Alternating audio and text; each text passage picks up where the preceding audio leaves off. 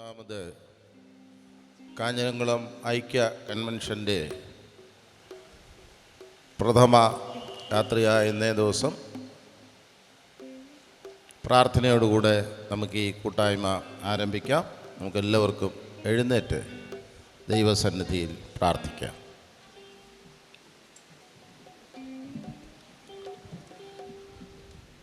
ഉയർത്തെഴുന്നേറ്റ് ഇന്നും ജീവിക്കുന്നവനായ ഞങ്ങളുടെ കർത്താവേ, സ്വർഗസ്ഥ പിതാവേ,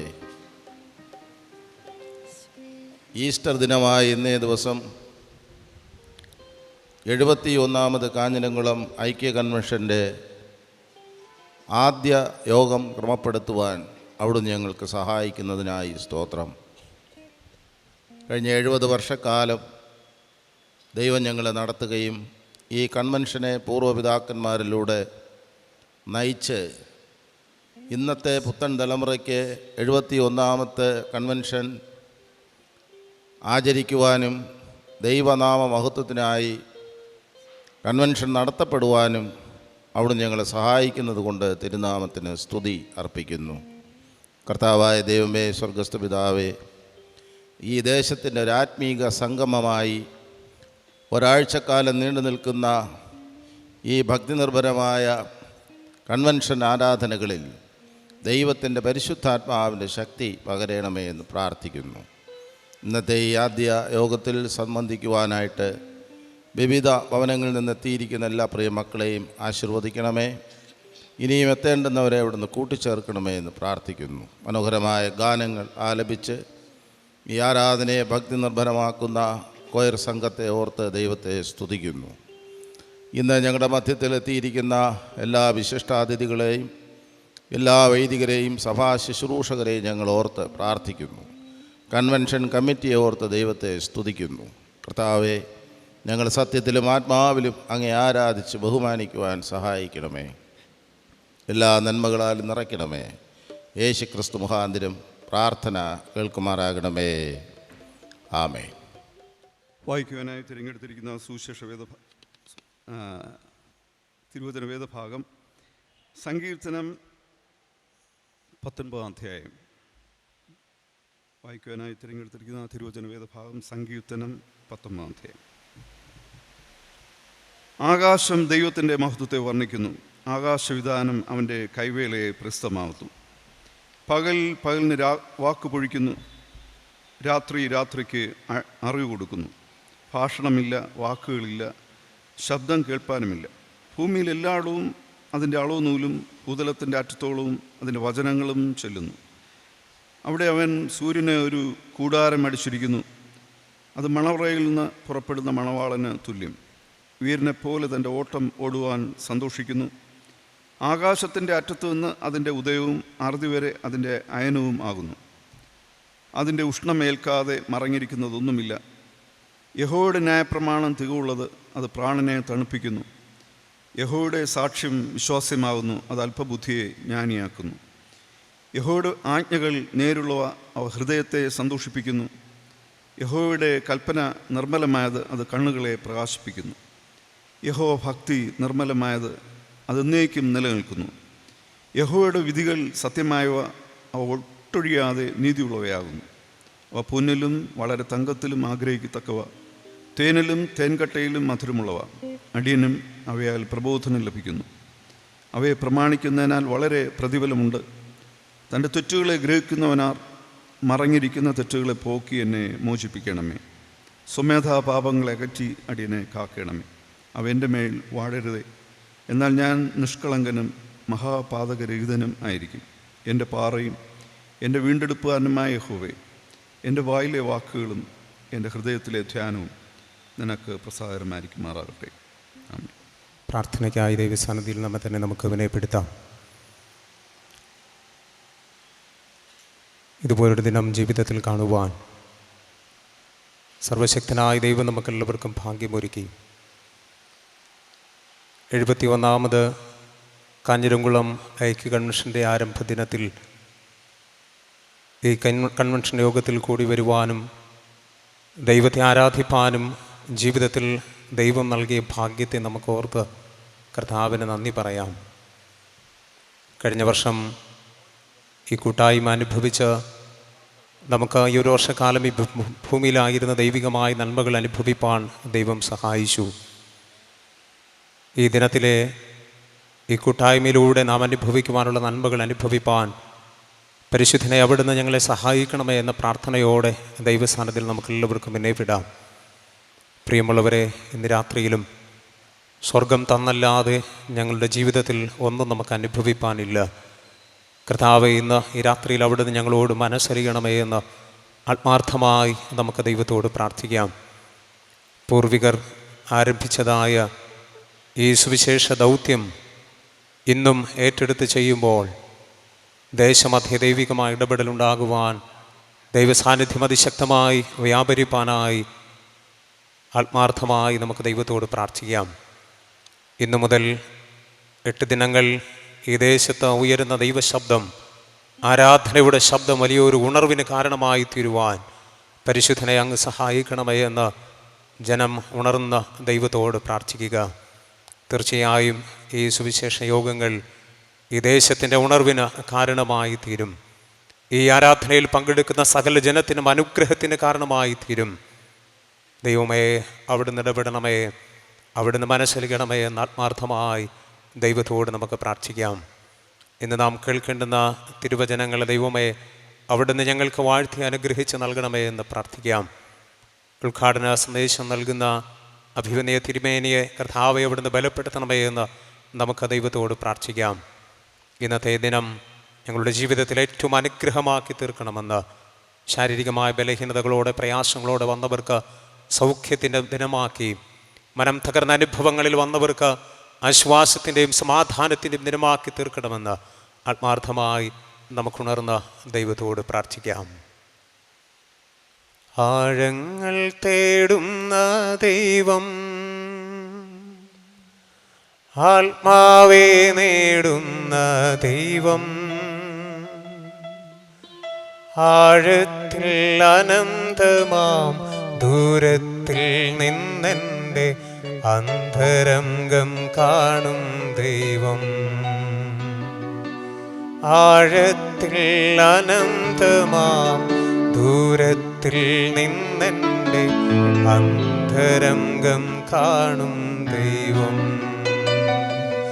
ആഴങ്ങൾ തേടുന്ന ദൈവം, കരതെറ്റി കടലാകെ ഇളകുമ്പോൾ അഴലുമ്പോൾ മറപറ്റി അണയുമെൻ ചാരേ, കരതെറ്റി കടലാകെ ഇളകുമ്പോൾ അഴലുമ്പോൾ മറപറ്റി അണയുമെൻ ചാരേ, തകരുന്ന തോണിയും ആഴിയിൽ താഴാതെ കരപറ്റാൻ കരം നൽകും ദൈവം, തകരുന്ന തോണിയും ആഴിയിൽ താഴാതെ കരപറ്റാൻ കരം നൽകും ദൈവം, ആഴങ്ങൾ തേടുന്ന ദൈവം, ആത്മാവേ നേടുന്ന ദൈവം, ആഴത്തിൽ അനന്തമാം ദൂരത്തിൽ നിന്നെൻ്റെ അന്തരംഗം കാണും ദൈവം, ആഴത്തിൽ അനന്തമാം ദൂരത്തിൽ നിന്നെൻ്റെ അന്തരംഗം കാണും ദൈവം, ആഴങ്ങൾ തേടുന്ന ദൈവം. നമുക്ക് ദൈവത്തോട് പ്രാർത്ഥിക്കാം. ആഴങ്ങൾ തേടി ആത്മാക്കളെ നേടുന്ന ഞങ്ങളുടെ നല്ല ദൈവമേ, അനുഗ്രഹം നിറഞ്ഞ ഈ കൺവെൻഷൻ യോഗങ്ങളുടെ ആദ്യ ദിനത്തിൽ ഞങ്ങൾ ഒരുമിച്ച് അവിടുത്തെ പാദപീഠത്തിൽ വിനയപ്പെടുന്ന നാഥ, കർത്താവേ, ഇന്നു മുതൽ ആരംഭിക്കുന്ന 71ാമത് കാഞ്ഞിരംകുളം ഐക്യ കൺവെൻഷൻ്റെ അനുഗ്രഹത്തിനായി ഞങ്ങൾ ഒരു മനസ്സോടെ പ്രാർത്ഥിക്കുന്ന നാഥ, കർത്താവേ, ദേശത്ത് വന്ന ദൈവവചനം കേൾക്കുന്ന ശുശ്രൂഷ അനുഭവിക്കുന്ന ഓരോ പ്രിയ ജനത്തെയും അവിടുന്ന് തൊടുമാറാകണമേ എന്ന് ഞങ്ങൾ വിനയമായി പ്രാർത്ഥിക്കുന്നു. ദൈവസന്നതയിൽ കടന്നു വരുന്നത് വൃഥാവായി തീരുന്ന അനുഭവത്തിലല്ല, നന്മ അനുഭവിച്ച് മടങ്ങുവാൻ തക്കവണ്ണം ദൈവമേ അവിടുന്ന് സഹായിക്കണമേ. ദേശം സുവിശേഷം കേട്ട് ഉണരുവാൻ തക്കവണ്ണം കർത്താവെ വലിയൊരു മാനസാന്തരത്തിൻ്റെ അനുഭവം, വലിയൊരു ഉണർവിൻ്റെ അനുഭവം ദേശം അനുഭവിപ്പാൻ തക്കവണ്ണം പരിശുദ്ധനെ അവിടുന്ന് സഹായിക്കണമേ എന്ന് ഞങ്ങൾ വിനയമായി പ്രാർത്ഥിക്കുന്നു. കർത്താവെ ഈ ദിനങ്ങളിൽ ഈ ദേശത്ത് ഉയരുന്ന ദൈവശബ്ദം കർത്താവെ ഓരോ ദൈവജനത്തിനും അനുഗ്രഹമായി തീരട്ടെ. കർത്താവെ ദൈവജനത്തിൻ്റെ ഹൃദയങ്ങൾക്ക് രൂപാന്തരം പകരുന്ന കർത്താവെ ഉണർവ് പകരുന്ന അനുഭവങ്ങളാക്കി അവിടുന്ന് തീർക്കണമേ എന്ന് ഞങ്ങൾ പ്രാർത്ഥിക്കുന്നു. വേദനയുടെയും നിരാശയുടെ മധ്യയായിരിക്കുന്നവരുടെ മേൽ ദൈവസാന്നിധ്യം അധികമായി പകരണമേ കർത്താവെ. ആശ്വാസം അനുഭവിപ്പാൻ, സൗഖ്യം അനുഭവിപ്പാൻ തിരുസന്നിധി തേടി വരുന്ന ഓരോ ജനത്തോടും കർത്താവെ അവിടുന്ന് മനസ്സലിയണമേ എന്ന് പ്രാർത്ഥിക്കുന്നു. അവർ സാക്ഷ്യം പറയട്ടെ, ഞങ്ങൾ ദൈവസന്നിധിയിൽ കൂടി വന്നത് ഞങ്ങളുടെ ജീവിതത്തിന് അനുഗ്രഹമായി എന്ന് സാക്ഷിപ്പാൻ ദൈവമേ അവിടുന്ന് സഹായിക്കണമെന്ന് പ്രാർത്ഥിക്കുന്നു. ദേശം സാക്ഷ്യം പറയട്ടെ. ആമേൻ. ഇങ്ങനെ ഒരു ഉണർവ് യോഗം ഈ ഭാഗത്ത് ഒരുക്കപ്പെട്ടത് ദേശത്തിന് അനുഗ്രഹമായി എന്ന് സാക്ഷിപ്പാൻ ദൈവമേ അവിടുന്ന് സഹായിക്കണമെന്ന് ഞങ്ങൾ പ്രാർത്ഥിക്കുന്നു. ഈ ദിനങ്ങളിൽ കർത്താവെ മാറ്റമില്ലാത്ത വചനം പ്രഘോഷിപ്പാൻ അവിടുത്തെ ആമേൻ നാമത്തിൽ ഞങ്ങളുടെ മധ്യേ കടന്നു വരുന്ന ഞങ്ങളുടെ ഓരോ ഭൃത്യന്മാരെയും അഭിഷേക നിറവിൽ അവിടുന്ന് നിർത്തുമാറാകണമെന്ന് പ്രാർത്ഥിക്കുന്നു. സ്വർഗം തന്നല്ലാതെ ഞങ്ങൾക്കൊന്നും അനുഭവിപ്പാനില്ല നാഥ. അവിടുന്ന് ഞങ്ങളോട് മനസ്സലിയണമേ, ദേശത്തോട് മനസ്സലിയണമേ എന്ന് പ്രാർത്ഥിക്കുന്നു. ഇതിൻ്റെ പിന്നിൽ അധ്വാനിക്കുന്ന, ഇതിൻ്റെ പിന്നിൽ പ്രയത്നിക്കുന്ന, ചെലവിടുന്ന എല്ലാ പ്രിയപ്പെട്ടവരെയും അവിടുന്ന് അനുഗ്രഹിക്കണമേ എന്ന് പ്രാർത്ഥിക്കുന്നു നാഥ. ഈ ഭാഗത്ത് കർത്താവെ വചന കേൾവിക്കായി വചന കൂടാരത്തിൽ വന്നിരുന്ന് മനമൊരുക്കി കരയുന്ന ഓരോ ജനത്തോടും കർത്താവെ അവിടുന്ന് മനസ്സലിയണമേ എന്ന് പ്രാർത്ഥിക്കുന്നു. ഇത് യഹോവ വസിക്കുന്ന ഇടമാക്കി അവിടുന്ന് തീർത്തിരിക്കുന്നതേക്കായി സ്തോത്രം ചെയ്യുന്ന നാഥ. സുവിശേഷം കേൾക്കുന്ന എല്ലാവരും തമ്പുരാന്റെ പാദപീഠത്തിൽ വിനയപ്പെടുവാൻ അപ്പോൾ അവിടുന്ന് സഹായിക്കണമെന്ന് പ്രാർത്ഥിക്കുന്നു. മനം തകർന്നിരിക്കുന്നവർക്ക് ആശ്വാസമായി തീരട്ടെ കർത്താവെ. വർഷങ്ങൾക്ക് മുൻപ് പൂർവ്വപിതാക്കന്മാരാൽ തുടങ്ങി വെച്ചത് കർത്താവ് ഇന്നും ഈ തലമുറകൾ കേട്ടെടുത്ത് ചെയ്യുവാൻ അവരുടെ മേൽ അവിടുന്ന് പകർന്നിരിക്കുന്ന ദർശനത്തിനായി സ്തോത്രം ചെയ്യുന്ന നാഥ. കർത്താവെ അവർക്ക് നൽകിയിരിക്കുന്ന കാഴ്ചപ്പാടുകൾക്കായി, ദർശനങ്ങൾക്കായി ഞങ്ങൾ വീണ്ടും സ്തോത്രം ചെയ്യുന്ന നാഥ. ഇന്ന് ഞങ്ങൾ കേൾക്കേണ്ടുന്ന തിരുവചന സത്യങ്ങളെയും അവിടുന്ന് വാഴ്ത്തി അനുഗ്രഹിച്ച് നൽകണം. അവിടുത്തെ അഭിഷിക്തന ബലത്തോടെ അവിടുന്ന് നിർത്തണമെന്ന് പ്രാർത്ഥിക്കുന്നു. അവിടെ ഞങ്ങളെ മധ്യ അയച്ചിരിക്കുന്ന കർത്താവെ പ്രിയ തിരുമേനിക്കായും ഞങ്ങൾ പ്രാർത്ഥിക്കുന്നു നാഥ. കർത്താവ് ഉദ്ഘാടന സന്ദേശത്തിലൂടെ യോഗങ്ങൾ ഉദ്ഘാടനം ചെയ്യുമ്പോൾ ദൈവകൃപ അധികമായി അനുഭവിപ്പാനങ്ങ് സഹായിക്കണമെന്ന് പ്രാർത്ഥിക്കുന്നു. ഗായക സംഘത്തിനായി ഞങ്ങൾ പ്രാർത്ഥിക്കുന്നു നാഥ. ഈ ദിനങ്ങളിൽ കർത്താവെ ആത്മനിറവോടെ പാടി ദൈവത്തെ മഹത്വപ്പെടുത്തുവാൻ അവർക്ക് ആവശ്യം വേണ്ടുന്ന ദൈവകൃപ അവിടുന്ന് പകരണമേ നാഥ. അതിരങ്ങളെ അവിടുന്ന് ബലപ്പെടുത്തണമേ എന്ന് പ്രാർത്ഥിക്കുന്നു. ഉപകരണങ്ങൾ വായിക്കുന്ന പ്രിയപ്പെട്ടവരെ അവിടുന്ന് ശക്തീകരിക്കണം, ദൈവകരങ്ങളിൽ വഹിക്കണമേ എന്ന് പ്രാർത്ഥിക്കുന്നു നാഥ. ചെയ്യുന്ന ശുശ്രൂഷകളെല്ലാം ആത്മനിറവോടെ ചെയ്യുവാൻ അങ്ങ് സഹായിക്കണമേ. ശബ്ദവും വെളിച്ചവും ക്രമീകരിക്കുന്ന പ്രിയമക്കളെ അവിടുന്ന് കരുതണമേ എന്ന് പ്രാർത്ഥിക്കുന്നു നാഥ. കർത്താവെ കാലാവസ്ഥ ഞങ്ങൾക്ക് അനുകൂലമാക്കി നൽകി അനുഗ്രഹിച്ചിരിക്കുന്ന വിധങ്ങൾക്കായി സ്തോത്രം ചെയ്യുന്ന നാഥ. ഇന്നത്തെ ശുശ്രൂഷയുടെ കർത്താവെ ആരംഭം മുതൽ ഇതുവരെയും ദൈവകൃപ അനുഭവിപ്പാൻ അങ്ങ് ഞങ്ങളെല്ലാവരെയും സഹായിച്ചുവല്ലോ, നന്ദി. തുടർന്നുള്ള നിമിഷങ്ങളും ദൈവകൃപ ഞങ്ങളോട് കൂടെ ഇരിക്കണം. ഞങ്ങളെ തന്നെ താഴ്ത്തി തിരുക്കരങ്ങളിൽ സമർപ്പിക്കട്ടെ. പ്രാർത്ഥന കേട്ടതേക്കായി നന്ദി.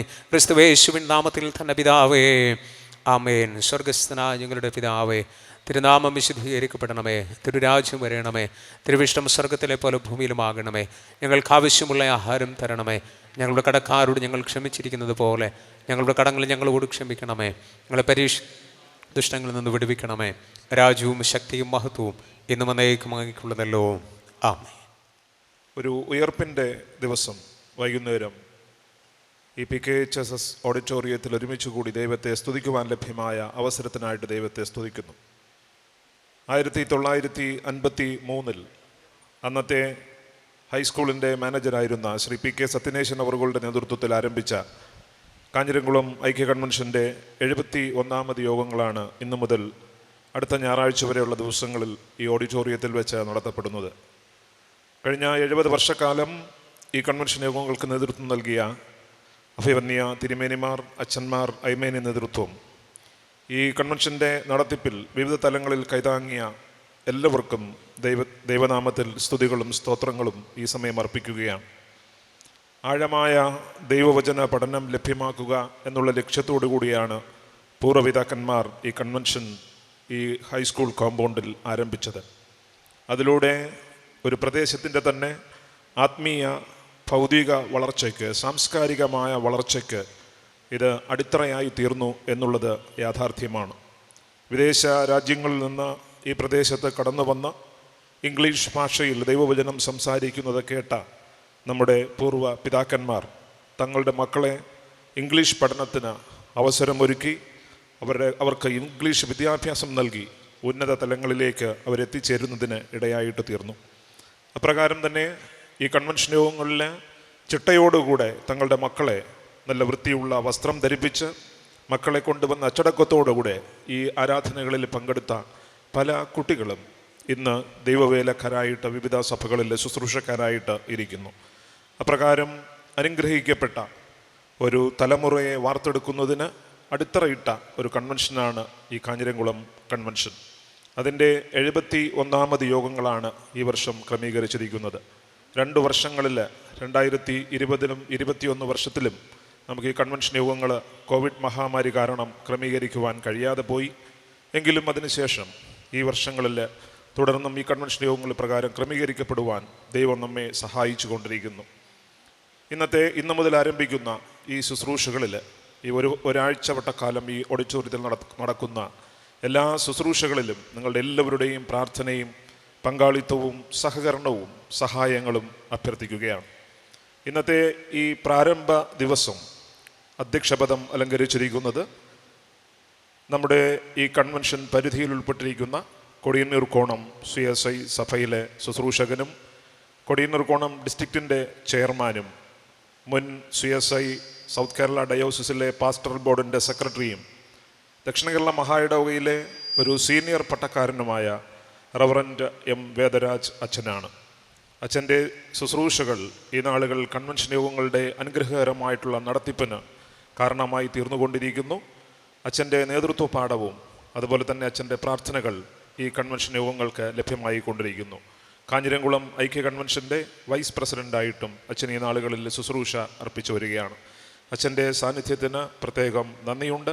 അച്ഛനെ ഈ യോഗത്തിലേക്ക് എല്ലാവരുടെയും പേരിൽ ഞാൻ സ്വാഗതം ചെയ്യുന്നു. ഈ വർഷത്തെ കൺവെൻഷൻ യോഗങ്ങൾ ഉദ്ഘാടനം ചെയ്യുന്നത് ECI സഭയിലെ ബിഷപ്പായിട്ട് ഈ നാളുകളിൽ ശുശ്രൂഷ ഏറ്റെടുത്തിരിക്കുന്ന right reverend J. Sundar Singh തിരുമേനി അവറുകളാണ്. അദ്ദേഹം ഏതാണ്ട് 40 വർഷത്തോളം പട്ടത്വ ശുശ്രൂഷയിൽ ആയിരുന്ന ഒരു വ്യക്തിയാണ്. കഴിഞ്ഞ ഫെബ്രുവരി മാസം 15-ാം തീയതി തിരുമേനിയായിട്ട് അഭിഷിക്തനായി. ഈ നാളുകളിൽ കേരള കന്യാകുമാരി ECA മഹായിടവകയ്ക്ക് നേതൃത്വം നൽകിക്കൊണ്ടിരിക്കുന്നു. അദ്ദേഹത്തിൻ്റെ ശുശ്രൂഷകൾ നമ്മുടെ ഈ കൺവെൻഷൻ യോഗങ്ങൾക്ക് ഇന്ന് ലഭ്യമായതിൽ അതിയായി സന്തോഷിക്കുകയാണ്. അദ്ദേഹത്തിലൂടെ ഈ 71ാമത് കൺവെൻഷൻ യോഗങ്ങൾ ഉദ്ഘാടനം ചെയ്യപ്പെടുകയാണ്. ഇന്നേ ദിവസം സമയം കണ്ടെത്തി നമ്മുടെ ഈ ശുശ്രൂഷകൾക്ക് കടന്നു വന്ന അഭിവന്യ right reverend J. Sundar Singh തിരുമേനിയെ കാഞ്ഞിരംകുളം ഐക്യ കൺവെൻഷൻ കമ്മിറ്റിയുടെ പേരിലും ഇവിടെ ആയിരിക്കുന്ന എല്ലാവരുടെയും പേരിൽ ഞാൻ സ്വാഗതം ചെയ്യുന്നു.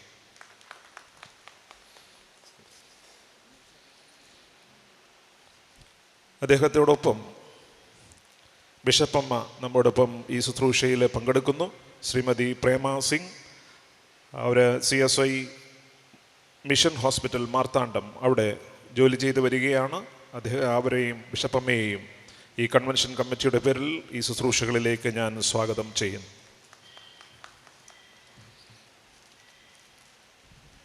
നമ്മുടെ ഈ കാഞ്ഞിരംകുളം കൺവെൻഷൻ്റെ ഈ വർഷത്തെ ആദ്യത്തെ 3 ദിനങ്ങളിലെ വചന ശുശ്രൂഷയ്ക്ക് നേതൃത്വം നൽകുവാനായിട്ട് നമ്മുടെ മധ്യത്തിൽ കടന്നു വന്നിരിക്കുന്നത് ബ്രദർ ജോർജ് ഫിലിപ്പ് അവറുകളാണ്.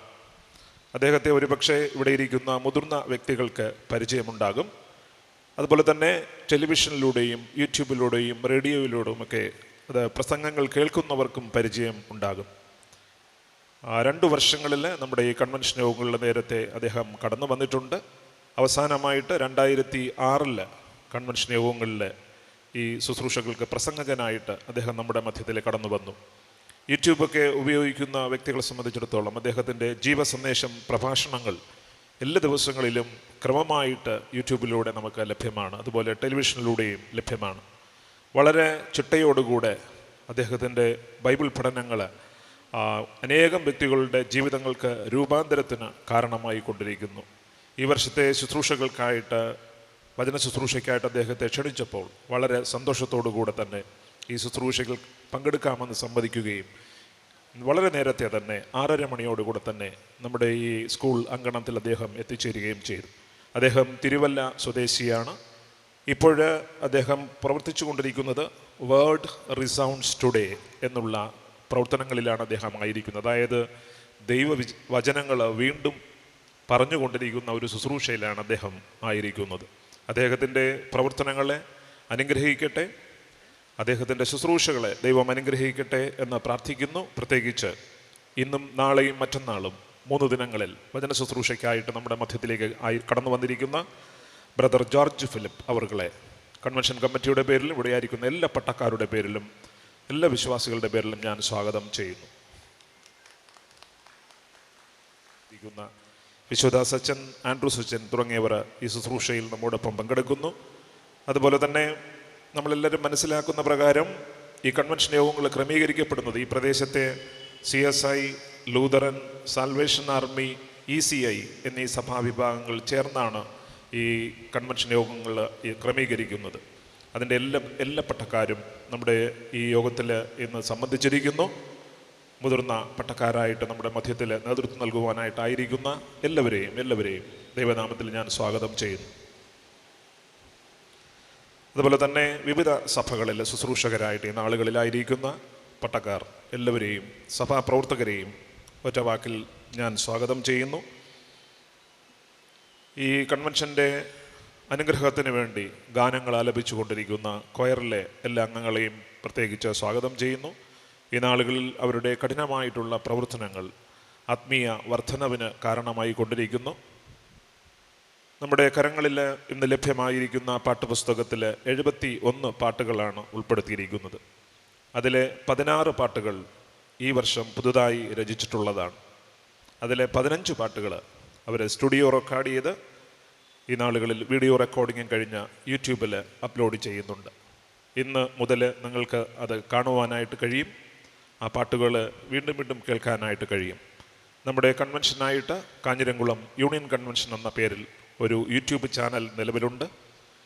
യൂട്യൂബ് ഉപയോഗിക്കുന്ന എല്ലാവരും, പ്രത്യേകിച്ച് മൊബൈലിൽ ഇൻ്റർനെറ്റ് ഫെസിലിറ്റി ഉള്ള എല്ലാവരും കാഞ്ഞിരംകുളം യൂണിയൻ കൺവെൻഷൻ എന്ന യൂട്യൂബ് ചാനൽ സബ്സ്ക്രൈബ് ചെയ്യുക.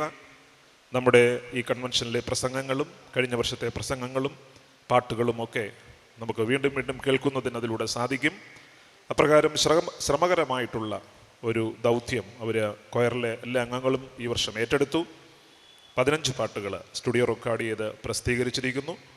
അവരെ പ്രത്യേകിച്ച് അഭിനന്ദിക്കുകയാണ്. നേതൃത്വം കൊടുക്കുന്ന കോർഡിനേറ്ററായിരിക്കുന്ന ഇവാഞ്ചലിസ്റ്റ് ഷാജി മൈലച്ചൽ സുശേഷകർ, അതുപോലെ കൺവീനറായിരിക്കുന്ന കഴിവൂർ സഭയിലെ സുജൻ സിംഗ് സാർ, പാട്ടുകൾ പരിശീലിപ്പിക്കുന്ന അതിന് നേതൃത്വം നൽകിയ കൊയർ മാസ്റ്ററായിട്ട് നമ്മുടെ മധ്യത്തിലായിരിക്കുന്ന ശ്രീ ഗോഡ്ഫ്രേ, അതുപോലെ ഇൻസ്ട്രുമെൻറ്റ്സ് വായിച്ച് സഹായിച്ചവരെല്ലാം സ്വമേധ അവർക്ക് ദൈവം നൽകിയ താലന്തുകൾ ദൈവനാമ മഹത്വത്തിനായിട്ട് വിനിയോഗിച്ചുകൊണ്ടിരിക്കുന്നു. ഈ കൊയറിൽ പങ്കെടുത്തിരിക്കുന്ന എല്ലാ വ്യക്തികളെയും ദൈവനാമത്തിൽ ഞാൻ സ്വാഗതം ചെയ്യുന്നു. ഇന്നേ ദിവസം ഈ കൺവെൻഷൻ യോഗങ്ങളിൽ വചനം ശ്രവിക്കുവാനായിട്ട് ഈ ഓഡിറ്റോറിയത്തിലായിരിക്കുന്ന എല്ലാവരെയും ദൈവനാമത്തിൽ സ്വാഗതം ചെയ്യുന്നു.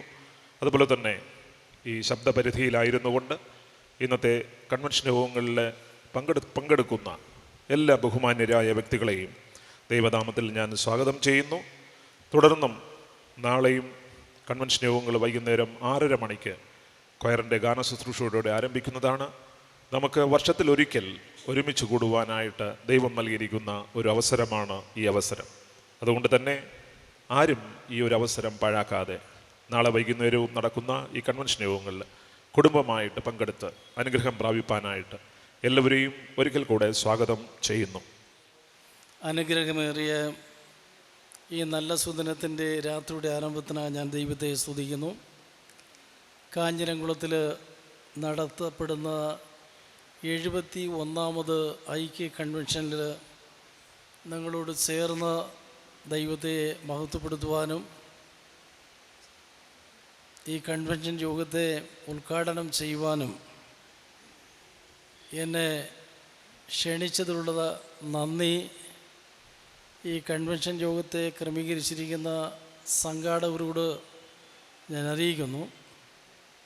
വേദിയിലായിരിക്കുന്ന സ്നേഹവും ബഹുമാനമുള്ള വിവിധ സഭകളിലെ പട്ടക്കാർ, ഈ കൺവെൻഷൻ യോഗത്തിൻ്റെ പ്രസംഗനായിട്ട് ക്ഷണിക്കപ്പെട്ടിരിക്കുന്ന ബഹുമാനമുള്ള ജോർജ് ഫിലിപ്പ് സാറ്, ഇവിടെ ഈ കൺവെൻഷൻ യോഗത്തിൻ്റെ പ്രസിഡൻ്റായി വൈസ് പ്രസിഡൻ്റായി പ്രവർത്തിക്കുന്ന അച്ഛന്മാർ, സ്വാഗത പ്രസംഗം അരുളിയ ബഹുമാനപ്പെട്ട സാറ്, നല്ല മനോഹരമായ ഗാനങ്ങൾ പാടി നമ്മെ സന്തോഷിപ്പിക്കുകയും ദൈവനാമത്തെ മഹത്വപ്പെടുത്തുകയും ചെയ്യുന്ന കൊയർ അംഗങ്ങൾ, അതിൽ നേതൃത്വ സ്ഥാനം വഹിക്കുന്ന, പരിശീലിപ്പിക്കുന്ന, പഠിപ്പിക്കുന്ന മാസ്റ്റേഴ്സ്, ഉപകരണങ്ങൾ ഉപയോഗിക്കുന്ന സ്നേഹിതന്മാർ, വചന ശുശ്രൂഷ അനുഭവിപ്പാൻ, കേട്ട് നന്മ അനുഭവിക്കുവാൻ കടന്നു വന്നിരിക്കുന്ന വിവിധ സഭയിലെ വിശ്വാസ കുടുംബങ്ങൾ, ഈ ദേശത്തിലെ മക്കൾ, എല്ലാവർക്കും ഉയർത്തെഴുന്നേറ്റ യേശു കർത്താവിൻ്റെ നാമത്തിൽ ഞാൻ എൻ്റെ സ്നേഹവന്ദനങ്ങളെ അറിയിക്കുന്നു. കേരള കന്യാകുമാരി ഡയോസിസിൻ്റെ ബിഷപ്പ്, അസോസിയേറ്റ് ബിഷപ്പായിട്ട് കഴിഞ്ഞ ഫെബ്രുവരി മാസം 15-ാം തീയതി ഞാൻ കോൺസിഗ്രേറ്റ് ചെയ്യപ്പെട്ടു. ഈ വലിയ ചുമതല ഏൽക്കുവാനും തുടർന്നത് നിർവഹിക്കുവാൻ തക്കവണ്ണം വലിയവനായ ദൈവം എന്നെ സഹായിക്കുവാനും ശക്തിപ്പെടുത്തുവാനും നിങ്ങളെല്ലാവരും എൻ്റെ ശുശ്രൂഷയ്ക്ക് വേണ്ടി പ്രാർത്ഥിക്കുവാൻ ഞാൻ നിങ്ങളോട് അഭ്യർത്ഥിക്കുന്നു. ഇവാഞ്ചലിക്കൽ ചർച്ച് ഓഫ് ഇന്ത്യ ഭാരതത്തിൽ most reverend doctor M Ezra Sargunam എന്ന ECയുടെ ഫാദർ ബിഷപ്പ് എന്ന് അറിയപ്പെടുന്ന തിരുമേനി മുഖാന്തരമായിട്ടാണ് ഭാരതത്തിൽ അനേക സംസ്ഥാനങ്ങളിൽ സ്ഥാപിക്കപ്പെട്ടത്. ഭാരതത്തിൽ അദ്ദേഹത്തിൻ്റെ കാൽ പതിക്കപ്പെടാത്ത സംസ്ഥാനങ്ങൾ ഇല്ല എന്ന് ഞാൻ പറയും. ഒരു മനുഷ്യൻ്റെ കഠിന അധ്വാനവും ദൈവം കൊടുത്ത വലിയ ദർശനവും കൊണ്ട് ഭാരതദേശത്തിൽ 10,400-ലധികം സഭകൾ സ്ഥാപിക്കുവാൻ സാധിച്ചു. 13 ഡയോസിസുകൾ രൂപപ്പെടുത്തുവാൻ സാധിച്ചു. പല സ്കൂളുകൾ നിർമ്മിക്കുവാൻ സാധിച്ചു. അനേക അറിയപ്പെടാത്ത ജനങ്ങളുടെ ഇടയിൽ സുവിശേഷം പ്രസംഗിക്കുവാനും ക്രിസ്തുവോട് ജനത്തെ അടുപ്പിക്കുവാനും ദൈവരാജ്യത്തിൻ്റെ ഓഹരിക്കാരായിട്ട് ചേർക്കുവാനും ഫാദർ ബിഷപ്പ് മുഖാന്തരമായിട്ട് ദൈവം വഴിയൊരുക്കി. ECയിൽ ഒരു ബിഷപ്പ് പ്രസിഡൻ്റ് ഉണ്ട്, ഓരോ ഡയോസിസിലും ബിഷപ്സ് ഉണ്ട്, അതിൻ്റെ കീഴിൽ പ്രവർത്തിക്കുന്ന ബിഷപ്സ് കംസറീസ് ഉണ്ട്, ഏരിയ ചെയർമാന്മാർ, പട്ടക്കാർ, മറ്റുള്ള സുവിശേഷ വേലക്കാർ എല്ലാവരും തുടർന്ന് പ്രവർത്തിക്കുന്ന ഒരു വലിയ സ്ഥാപനമാണ് ഇവാഞ്ചലിക്കൽ ചർച്ച് ഓഫ് ഇന്ത്യ. അതിൻ്റെ ഒരു ഭാഗമായിട്ട് പ്രവർത്തിക്കുന്ന ഡയോസിസാണ് കേരള കന്യാകുമാരി ഡയോസിസ്. അതിൽ മേൽപ്പട്ടക്കാരനായിട്ട് ഈ പദവി അലങ്കരിക്കുവാൻ ദൈവം എനിക്ക് നൽകിയ അവസരത്തോർത്ത് ഞാൻ ദൈവത്തെ സ്തുതിക്കുന്നു. അതിൻ്റെ അടിസ്ഥാനത്തിലാണ് നിങ്ങൾ ഇന്ന് ഈ കൺവെൻഷൻ ഉദ്ഘാടനം ചെയ്യുവാനായിട്ട് എന്നെ ക്ഷണിച്ചിരിക്കുന്നു. ഇന്ന് പ്രത്യേകിച്ച് യേശു ക്രിസ്തു മരിച്ച് അടക്കം ചെയ്യപ്പെട്ട് ഉയർത്തെഴുന്നേറ്റതായ ഒരു നല്ല സുദിനത്തെ നമ്മളെല്ലാവരും കൊണ്ടാടുന്ന ഒരു ദിവസമാണ്. പ്രഭാതവേളകളിൽ ആലയങ്ങളിൽ കൂടി ദൈവത്തെ ആരാധിക്കുവാൻ, ഉയർത്തെഴുന്ന യേശു ക്രിസ്തുവിൻ്റെ പുനരുദ്ധാന ശക്തിയെ സ്വന്തമാക്കുവാനും അനുഭവിച്ച ക്രിസ്തുവിനെ ഭൂമിയിൽ മറ്റുള്ളവരോട് പങ്കുവയ്ക്കുവാൻ സാക്ഷികളായി പുറപ്പെട്ടു പോകുവാനും ദൈവം നമുക്ക് പുതിയ ആകുവാനും ഉദ്യോജനവുമൊക്കെ സഭയിൽ കൂടെ നൽകിയിരിക്കുകയാണ്. വിവിധ സഭകളിലെ അംഗങ്ങളായിരിക്കുന്ന നിങ്ങളെല്ലാവരും ഇന്ന് ഈ ഓഡിറ്റോറിയത്തിൽ ഒരുമിച്ച് കൂടുവാൻ തക്കവണ്ണം ഈ കൺവെൻഷൻ യോഗത്തിൻ്റെ സംഘാടകർ മുഖാന്തരമായിട്ട് പ്രാർത്ഥിക്കുകയും കൂട്ടായി പ്രവർത്തിക്കുകയും നൽകപ്പെട്ട ആഹ്വാനമനുസരിച്ച് നിങ്ങളെല്ലാവരും കൂടി വരികയും ചെയ്തിരിക്കുന്നു. എവിടെ നോക്കിയാലും ഏത് ഭാഗത്തും കൺവെൻഷൻ പ്രസംഗങ്ങൾ കൂടി കേൾക്കുവാൻ, കൂടി അനുഭവിക്കുവാൻ ദൈവം അനേക വഴികൾ നമുക്ക് തുറന്നു തന്നിരിക്കുന്നു. ഇന്നിപ്പോൾ സ്വാഗത പ്രസംഗം അരുളിയതായ സാറ് പറഞ്ഞതായ സന്ദേശത്തിൽ നിന്ന് 71ാമത്തെ ഐക്യ കൺവെൻഷൻ എന്ന് നടന്നുകൊണ്ടിരിക്കുകയാണ്. ഇതിൻ്റെ പിന്നാലുള്ളതായ അനുഭവങ്ങൾ പലതും ഞാൻ പറയുന്നത് കേട്ടു.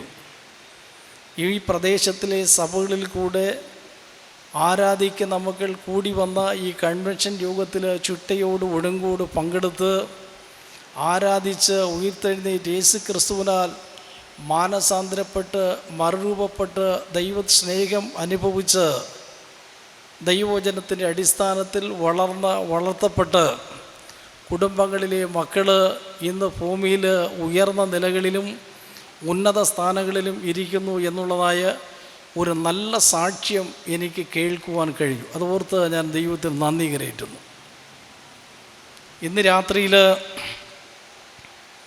നമ്മൾ നല്ല വചന ശുശ്രൂഷയ്ക്ക് വേണ്ടി കാത്തിരിക്കുകയാണ്, വചനം കേൾക്കുവാനായിട്ട്. നല്ല വചന പഠനം വെളിപ്പെടുത്തുന്ന ഒരു കർത്താവിൻ്റെ ദാസനെ നമ്മുടെ ഇടയിൽ ദൈവം കൊണ്ടുവന്നിരിക്കുന്നു എന്ന് പറഞ്ഞ് കേൾക്കുവാൻ എനിക്ക് സാധിച്ചു.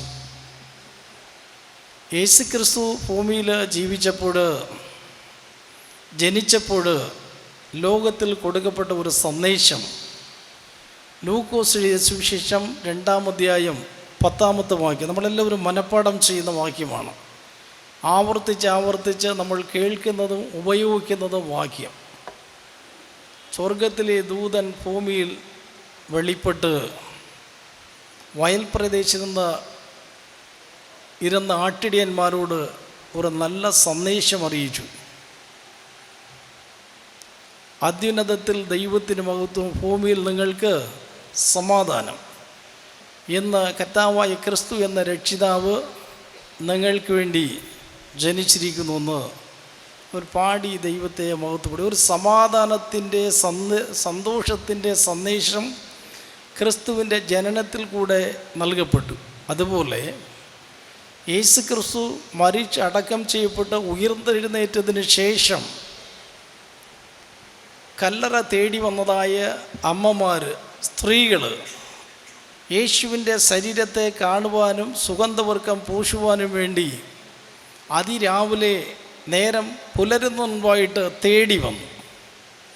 സാധാരണ നമ്മുടെ പ്രദേശങ്ങളിൽ അതിരാവിലെ അടക്കം ചെയ്യപ്പെട്ട കല്ലറകൾ തേടി വരുന്ന അമ്മമാർ, സഹോദരിമാർ വളരെ കുറവാണ്. ഇവർ വീടുകളിൽ ഉറങ്ങിക്കിടന്നവർ ഉണർന്ന് എഴുന്നേറ്റ് മരിച്ച യേശുവിൻ്റെ ശരീരത്തിൽ സുഗന്ധവർക്കം പൂശുവാനായിട്ട് അന്ന് കഴിഞ്ഞില്ല. ഇന്ന് പോയി അത് ചെയ്യണമെന്നുള്ളതായ വാഞ്ചയോടെ അവർ കടന്നു വരുന്നു. പോകുന്ന വഴിയിൽ സംസാരിച്ചു കൊണ്ട് പോകുന്നു. കല്ലറ വലിയ കല്ലുകൊണ്ട് അടച്ചു വച്ചിരിക്കുന്നു, മുദ്ര പതിച്ചിരിക്കുന്നു, കാവൽക്കാർ കാത്തു നിൽക്കുന്നു. നമുക്കെങ്ങനെ ഇത് ചെയ്യുവാൻ സാധിക്കുമെന്നൊക്കെ അവർ സംസാരിച്ചു കൊണ്ട് പോകുമ്പോൾ അവർ കണ്ടത് തുറന്ന കല്ലറ, കല്ലുരുട്ടി തള്ളപ്പെട്ടിരുന്നു. കല്ലറയ്ക്കുള്ളിൽ ദൈവത്തിൻ്റെ ദൂതനിരുന്നു. ദൂതൻ അവരോട് പറയുന്നു, നിങ്ങൾ തേടുന്ന യേശു ഇവിടെയില്ല, അവൻ ഉയർത്തെഴുന്നേറ്റ് നിങ്ങൾക്ക് മുൻപായിട്ട് നടന്നു പോയിക്കൊണ്ടിരിക്കുകയാണെന്ന് പറഞ്ഞു. ഉയർത്തെഴുന്നേറ്റ യേശുവിനെ കുറിച്ചുള്ള ഈ നല്ല സന്ദേശത്തെ കൂടെ നടന്ന, കൂടെ ഇരുന്ന് എല്ലാം കണ്ടും കേട്ടും അനുഭവിച്ച് അറയ്ക്കുള്ളിൽ പൂട്ടി ഭയന്നിരിക്കുന്ന ശിഷ്യന്മാരോട് നിങ്ങൾ ചെന്ന് പറയണം എന്നവരോട് പറയുകയാണ്. അവർ വീണ്ടും അവിടെ ചുറ്റി നിൽക്കുമ്പോൾ ഉയർത്തെഴുന്ന യേശുവിനെ ഒരു തോട്ടക്കാരനെ പോലെ അവർ കാണുകയാണ്. അവർ സംസാരിക്കുന്നു, കുമ്പിടുന്നു, തൊടുവാനായിട്ട് ശ്രമിക്കുന്നു. യേശു അവിടെ അവരോട് പറയുന്നത്, നിങ്ങൾക്ക് സമാധാനം. അടയ്ക്കപ്പെട്ട അറയ്ക്കുള്ളിൽ നിന്ന് ശിഷ്യഗണങ്ങളെ അറയ്ക്കകത്ത് കടന്നുപോയി യേശു അവരോട് പറയുന്നു, നിങ്ങൾക്ക് സമാധാനം. പടകിൽ യാത്ര ചെയ്തപ്പോൾ പടക് മുങ്ങാറാകുമ്പോൾ യേശു ശിഷ്യന്മാരോട് പറയുന്നു, നിങ്ങൾ ഭീരുക്കളാകുന്നതെന്ത്? നിങ്ങൾ ഭയപ്പെടേണ്ട, വിശ്വസിക്കുക മാത്രം ചെയ്യാമെന്ന് പറയും. അപ്പോൾ ജനത്തെ വിശ്വാസത്തിൽ ഉറപ്പിക്കുവാനും ദൈവസ്നേഹത്തിൽ നിലനിർത്തുവാനും സമാധാനത്തോട് സന്തോഷത്തോട് ഭൂമിയിൽ ജീവിപ്പിക്കുവാനും യേശു മരണത്തെയും സാത്താനെയും ജയിച്ച് ഉയർത്തെഴുന്നേറ്റ് യേശു ഇന്ന് നമുക്ക് നൽകുന്ന സന്ദേശം, നിങ്ങൾക്ക് സമാധാനം. ഇന്ന് സമാധാനമില്ലാതെ ജനം നെട്ടോട്ടം വെച്ച് ഓടുകയാണ്. എവിടെ പോയാൽ സമാധാനം കിട്ടും, ഏത് സഭയിൽ പോയാൽ സമാധാനം കിട്ടും, ഏത് പാസ്റ്റർ അടുക്കൽ ചെന്ന് പ്രാർത്ഥിച്ചാൽ എനിക്ക് സമാധാനം കിട്ടും, സന്തോഷം കിട്ടും എന്ന് ക്രൈസ്തവ സഭ ഓടിക്കൊണ്ടിരിക്കുകയാണ്. ഇവിടെ ഇരിക്കുന്നവർക്ക് അവിടെ, അവിടെ ഇരിക്കുന്നവർക്ക് ഇവിടെ, സ്ഥലം വിട്ടുവിട്ട് സഭ വിട്ടുവിട്ട് മാറി ഓടിക്കൊണ്ടിരിക്കുകയാണ്. യേശു എന്ത് പറയുന്നു? ഞാൻ ലോകത്തിൻ്റെ അവസാനത്തോളം എല്ലാ നാളും നിങ്ങളോട് കൂടെ ഇരിക്കും. നിങ്ങൾ ഭീരുക്കളാകേണ്ട, ഭയപ്പെടേണ്ട ആവശ്യമില്ല. ഉയർത്തെഴുന്നേറ്റ് യേശുവിനെ നിങ്ങൾ കണ്ടുമുട്ടിയാൽ ഞാനും നിങ്ങളും ചെയ്യേണ്ടതായ കാര്യം യേശുവിനെ മറ്റുള്ളവർക്ക് ചെന്ന് അറിയിക്കുവാനുള്ള ദൗത്യം നമ്മെ ഏൽപ്പിച്ചിരിക്കുകയാണ്. അത് സഭ ചെയ്യണം. അതാണെന്ന് അനേക സഭകളിൽ മിഷണറി സംഘടനകൾ പ്രവർത്തിക്കുന്നു, മിഷൻ ഫീൽഡുകൾ വച്ചിരിക്കുന്നു. ഞങ്ങൾക്ക് ഇവാഞ്ചലിക്കൽ ചർച്ച് ഓഫ് ഇന്ത്യയിൽ കൂടെ ഇന്ത്യൻ മിഷണറി മൂവ്മെൻറ്റ് എന്ന് പറയുന്ന ഒരു മിഷണറി സംഘടന പ്രവർത്തിക്കുന്നു.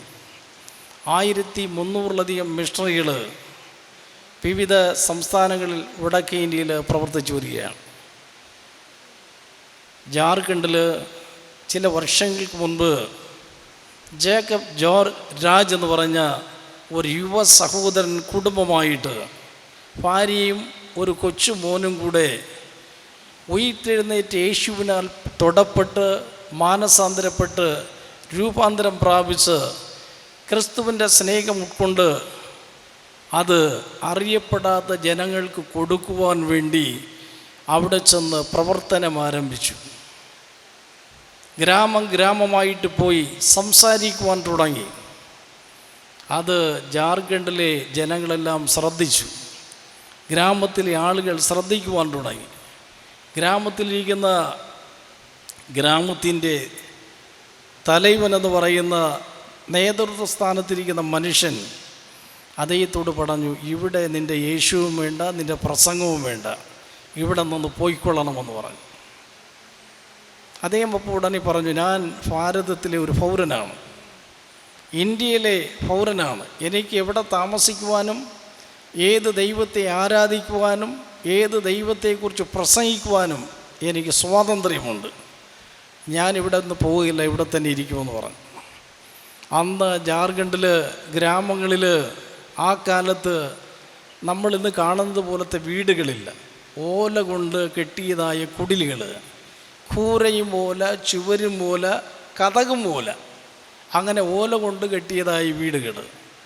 ഇദ്ദേഹവും ഭാര്യയും ഒരു മോനും കൂടെ അതുപോലെ ഓല കൊണ്ട് കെട്ടിയതായ ഒരു ചെറിയ കുടിലിൽ താമസിച്ച് നേരം വെളുക്കുമ്പോൾ ഇദ്ദേഹം സുവിശേഷ പ്രവർത്തനത്തിന് വേണ്ടി ഇറങ്ങിപ്പോവും.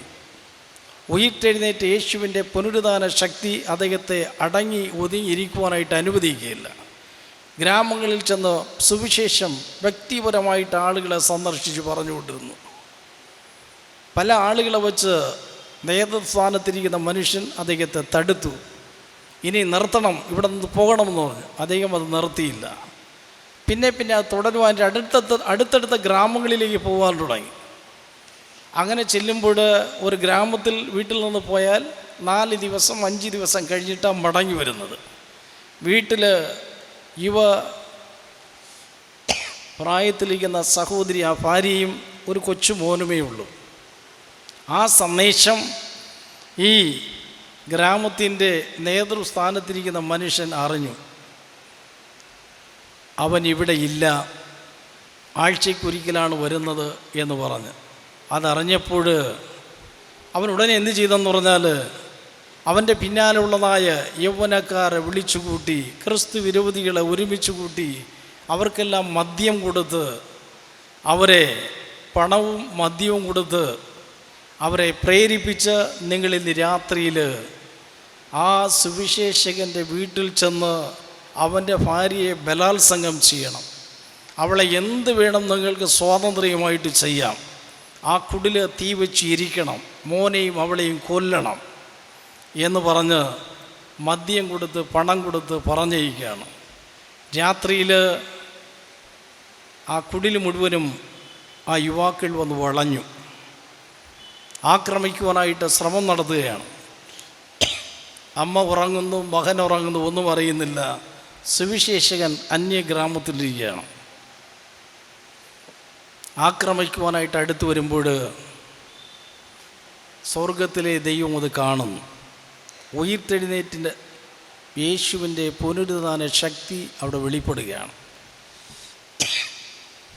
എന്ത് നടക്കുമെന്ന് പറഞ്ഞാൽ അവരടുത്ത് വരുമ്പോൾ സ്വർഗത്തിൽ നിന്ന് തീ ഇറങ്ങുന്നു.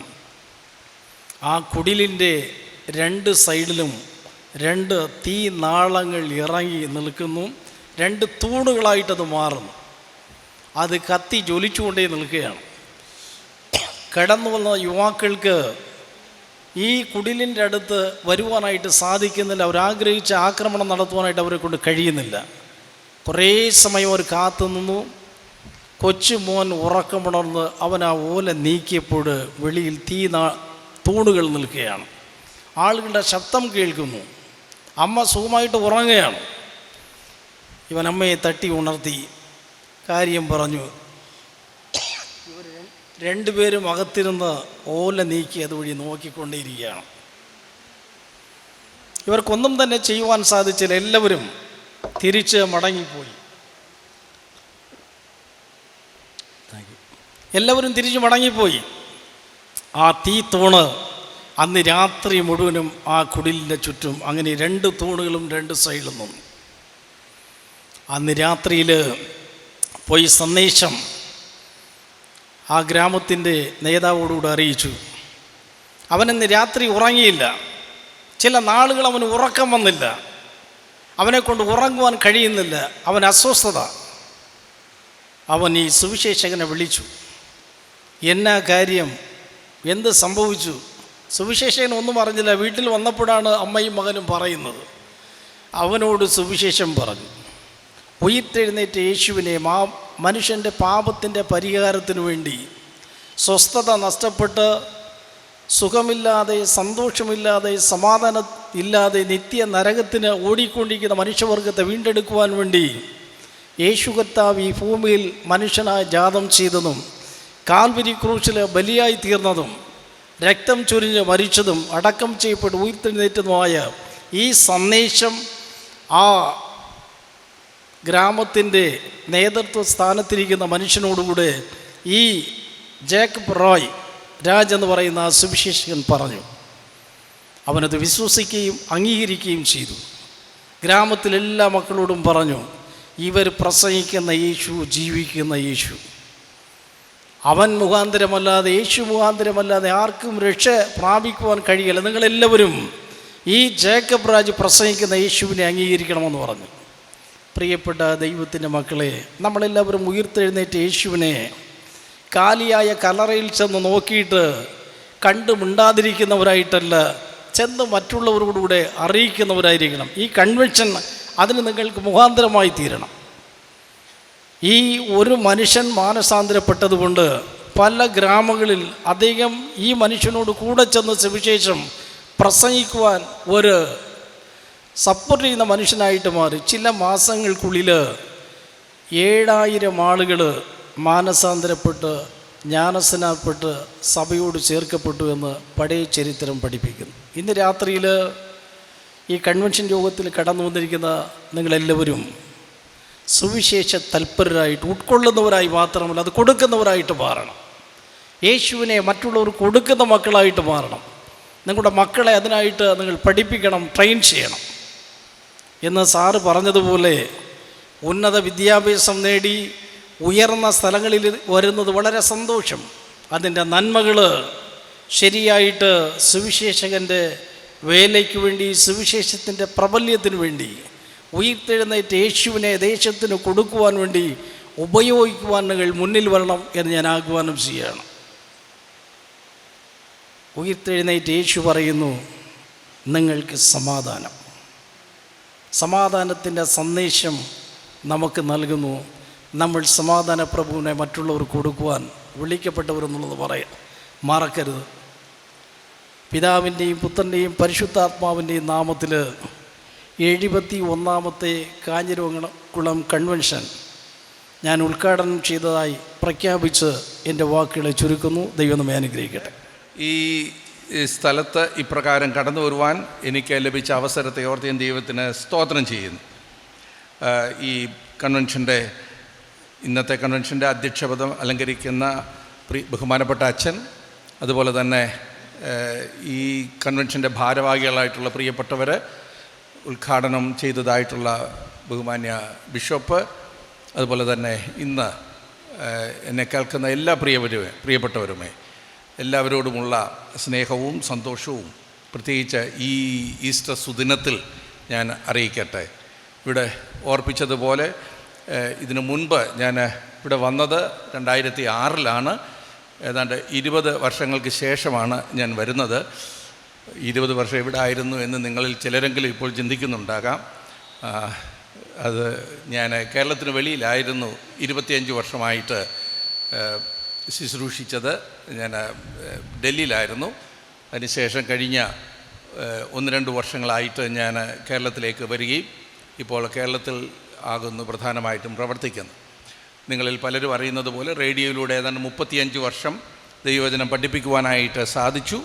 അതിനുശേഷം ഇപ്പോൾ റേഡിയോക്കാൾ കൂടുതൽ പ്രചാരത്തിലുള്ള മാധ്യമങ്ങൾ ഉള്ളതിനാൽ അതിലൂടെ കൊടുക്കുന്നതിന് വേണ്ടിയിട്ടുള്ള താല്പര്യത്തോടു കൂടി ഈ ബൈബിൾ സ്റ്റഡികൾ മുഴുവനും, നിങ്ങൾക്കറിയാം, ഉൽപ്പത്തി മുതൽ വെളിപ്പാട് വരെയുള്ള പുസ്തകങ്ങൾ ഓരോന്നിലും ഓരോ അധ്യായങ്ങളും ഓരോ വാക്യങ്ങളും എടുത്ത് പഠിപ്പിക്കുന്ന ഒരു പഠന പരമ്പരയാണത്. 5 വർഷം കൊണ്ടാണ് ഈ പഠനം പൂർത്തീകരിക്കുന്നത്.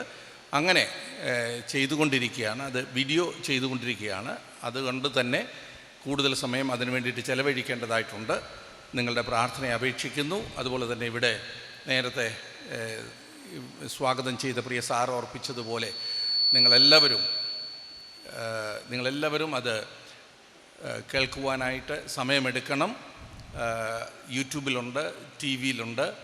അത് ടി വിയിലെ പവർ വിഷനിൽ വൈകുന്നേരം 6:30 മണിക്കും ഫ്ലവേഴ്സ് ടി വിയിൽ രാവിലെ 7 മണിക്കും നിങ്ങൾക്ക് ഈ പ്രോഗ്രാംസ് കേൾക്കുവാൻ സാധിക്കും. ദൈവവചന പഠനമാണ്. അതുകൊണ്ട് തന്നെ ഇന്ന് ഈ ദിവസങ്ങളിൽ ഞാൻ ഇവിടെ പ്രസംഗിക്കുമ്പോഴും സാധാരണ പ്രസംഗകരെക്കാൾ അല്പ വ്യത്യസ്തമായി ഒരു പഠന ശൈലിയായിരിക്കും. കാരണം 10-40 വർഷമായിട്ട് ഞാൻ അതാണ് ചെയ്തുകൊണ്ടിരിക്കുന്നത്. അത് നിങ്ങൾക്ക് ബുദ്ധിമുട്ടുണ്ടാകില്ല എന്ന് ഞാൻ വിശ്വസിക്കുന്നു. കൺവെൻഷൻ്റേതായിട്ടുള്ളൊരു പ്രത്യേക വിധമുണ്ട്, പ്രസംഗിക്കുന്ന വിധം. അതിൽ നിന്ന് ഞാൻ ബോധപൂർവം ഉണ്ടാക്കിയെടുത്തതായിട്ടുള്ള ഒരു സംവിധാനം തന്നെയാണ്, അല്ലാതെ അബദ്ധത്തിൽ വന്നതല്ല. കാരണം ദൈവവചനം പഠിപ്പിക്കുക. 71 വർഷം മുൻപ് ഇവിടെ കൺവെൻഷൻ ആരംഭിച്ചപ്പോൾ അവിടെ അതിൻ്റെ ചരിത്രം പറഞ്ഞപ്പോൾ പറഞ്ഞല്ലോ, ജനം ദൈവവചനം അറിയണം. അതിനു വേണ്ടിയിട്ടാണ് ഈ കൺവെൻഷൻ ഇങ്ങനെ ക്രമീകരിച്ചത്. വളരെയധികം അധ്വാനം ഇതിൻ്റെ പിൻപിലുണ്ട്. ഒരുപാട് പണച്ചെലവുണ്ട്, ഒരുപാട് കാര്യങ്ങളുണ്ട് ഇതിൻ്റെ പിൻപിൽ. ഈ കൊയറൊക്കെ ഇത്ര ഭംഗിയായും ഇത്രയും പാടി കാര്യങ്ങൾ ക്രമീകരിക്കണമെങ്കിൽ ഒറ്റ ദിവസം കൊണ്ടൊന്നും ഉണ്ടായതല്ല എന്ന് നമുക്കറിയാം. അതുകൊണ്ട് അതിൻ്റെ എല്ലാം ഫലം എന്ന് പറയുന്നത് കേൾക്കുന്നവർ ദൈവവചനം കൂടുതലായി പഠിക്കുന്നു എന്നതിൽ മാത്രമാണ്. കൺവെൻഷൻ ഒരു വിനോദോപാധിയല്ല. കൺവെൻഷൻ എന്ന് പറയുന്നത് ദൈവവചന പഠനത്തിന് വേണ്ടി നമ്മുടെ പിതാക്കന്മാർ ക്രമീകരിച്ചതാണ്. ആ ലക്ഷ്യത്തിൽ നിന്ന് വ്യതിചലിച്ച് ഒരുപാട് പോയിട്ടുണ്ട്.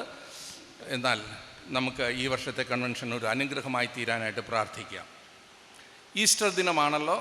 ഈസ്റ്റർ ദിനം കർത്താവായ യേശു ക്രിസ്തുവിൻ്റെ ശാരീരികമായിട്ടുള്ള ഉയർത്തെഴുന്നേൽപ്പിനെ കൊണ്ടാടുന്ന ദിവസം.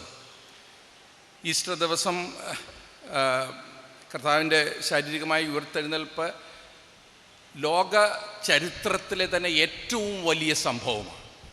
ഏറ്റവും വലിയ സംഭവം നടന്ന ദിവസം നാം കൊണ്ടാടുക. ഇത് നാം പ്രത്യേകം ശ്രദ്ധിക്കണം. കാരണം യേശുക്രിസ്തുവിൻ്റെ ക്രൂശുമരണം അത് ഏറ്റവും വലിയ സംഭവമാണ്.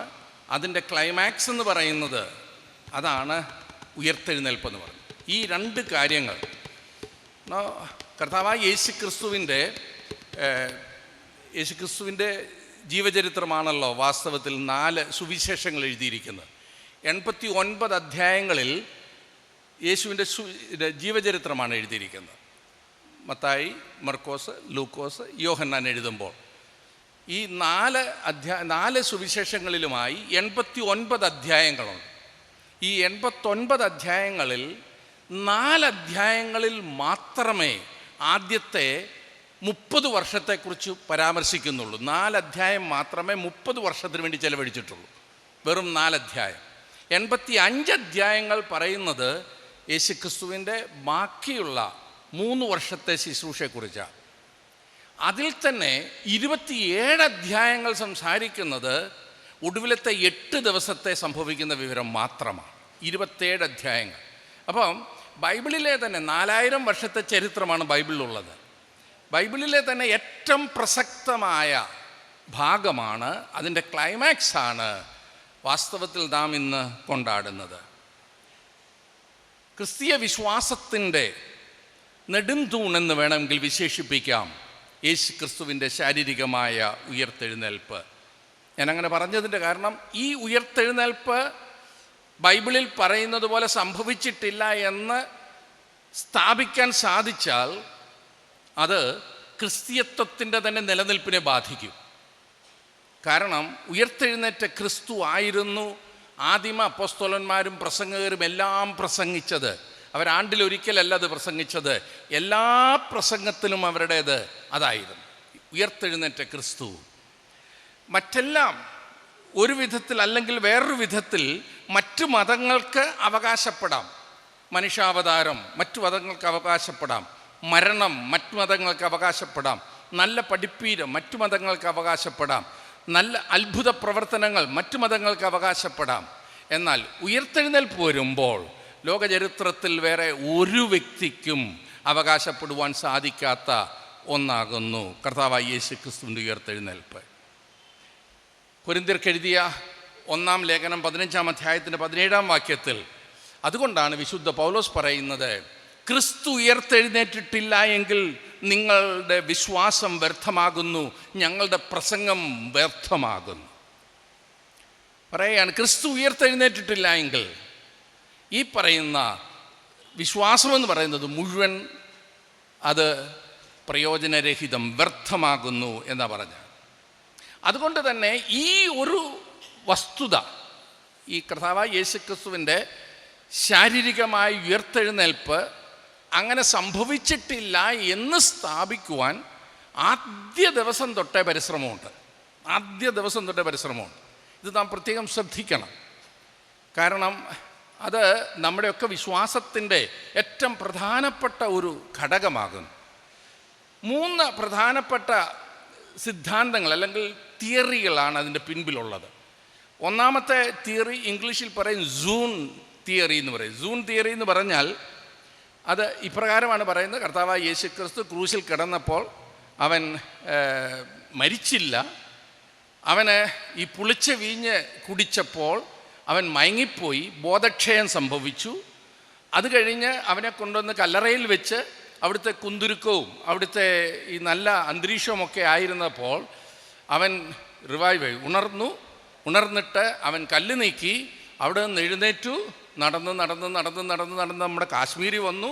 അവിടെ ഒരു പെണ്ണൊക്കെ കെട്ടി, അവിടെ കുറേ പിള്ളേരൊക്കെ ഉണ്ടായി. ആ കല്ലറ ഇപ്പോഴും അവിടെ ഉണ്ടെന്ന്.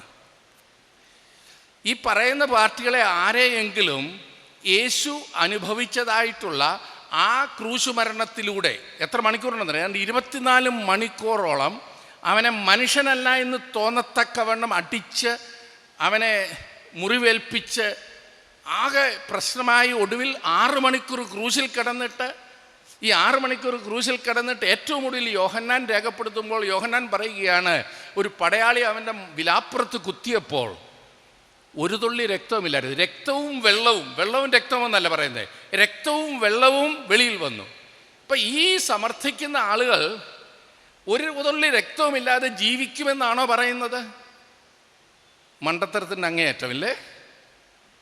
അത് തെളിയിച്ചതാണ്. പക്ഷെ ഇന്നും പലരും കൊണ്ടു നടക്കുന്ന ഒരു വസ്തുത അതാ, യേശു മരിച്ചില്ലായിരുന്നു. വേറെ കുറേ പേര് പറഞ്ഞു യേശു മരിച്ചതായിരുന്നു, പക്ഷേ അവൻ്റെ ശരീരം ആരോ തട്ടിക്കൊണ്ടുപോയി. അതുകൊണ്ടാണ്. ആരോ തട്ടിക്കൊണ്ടുപോയി.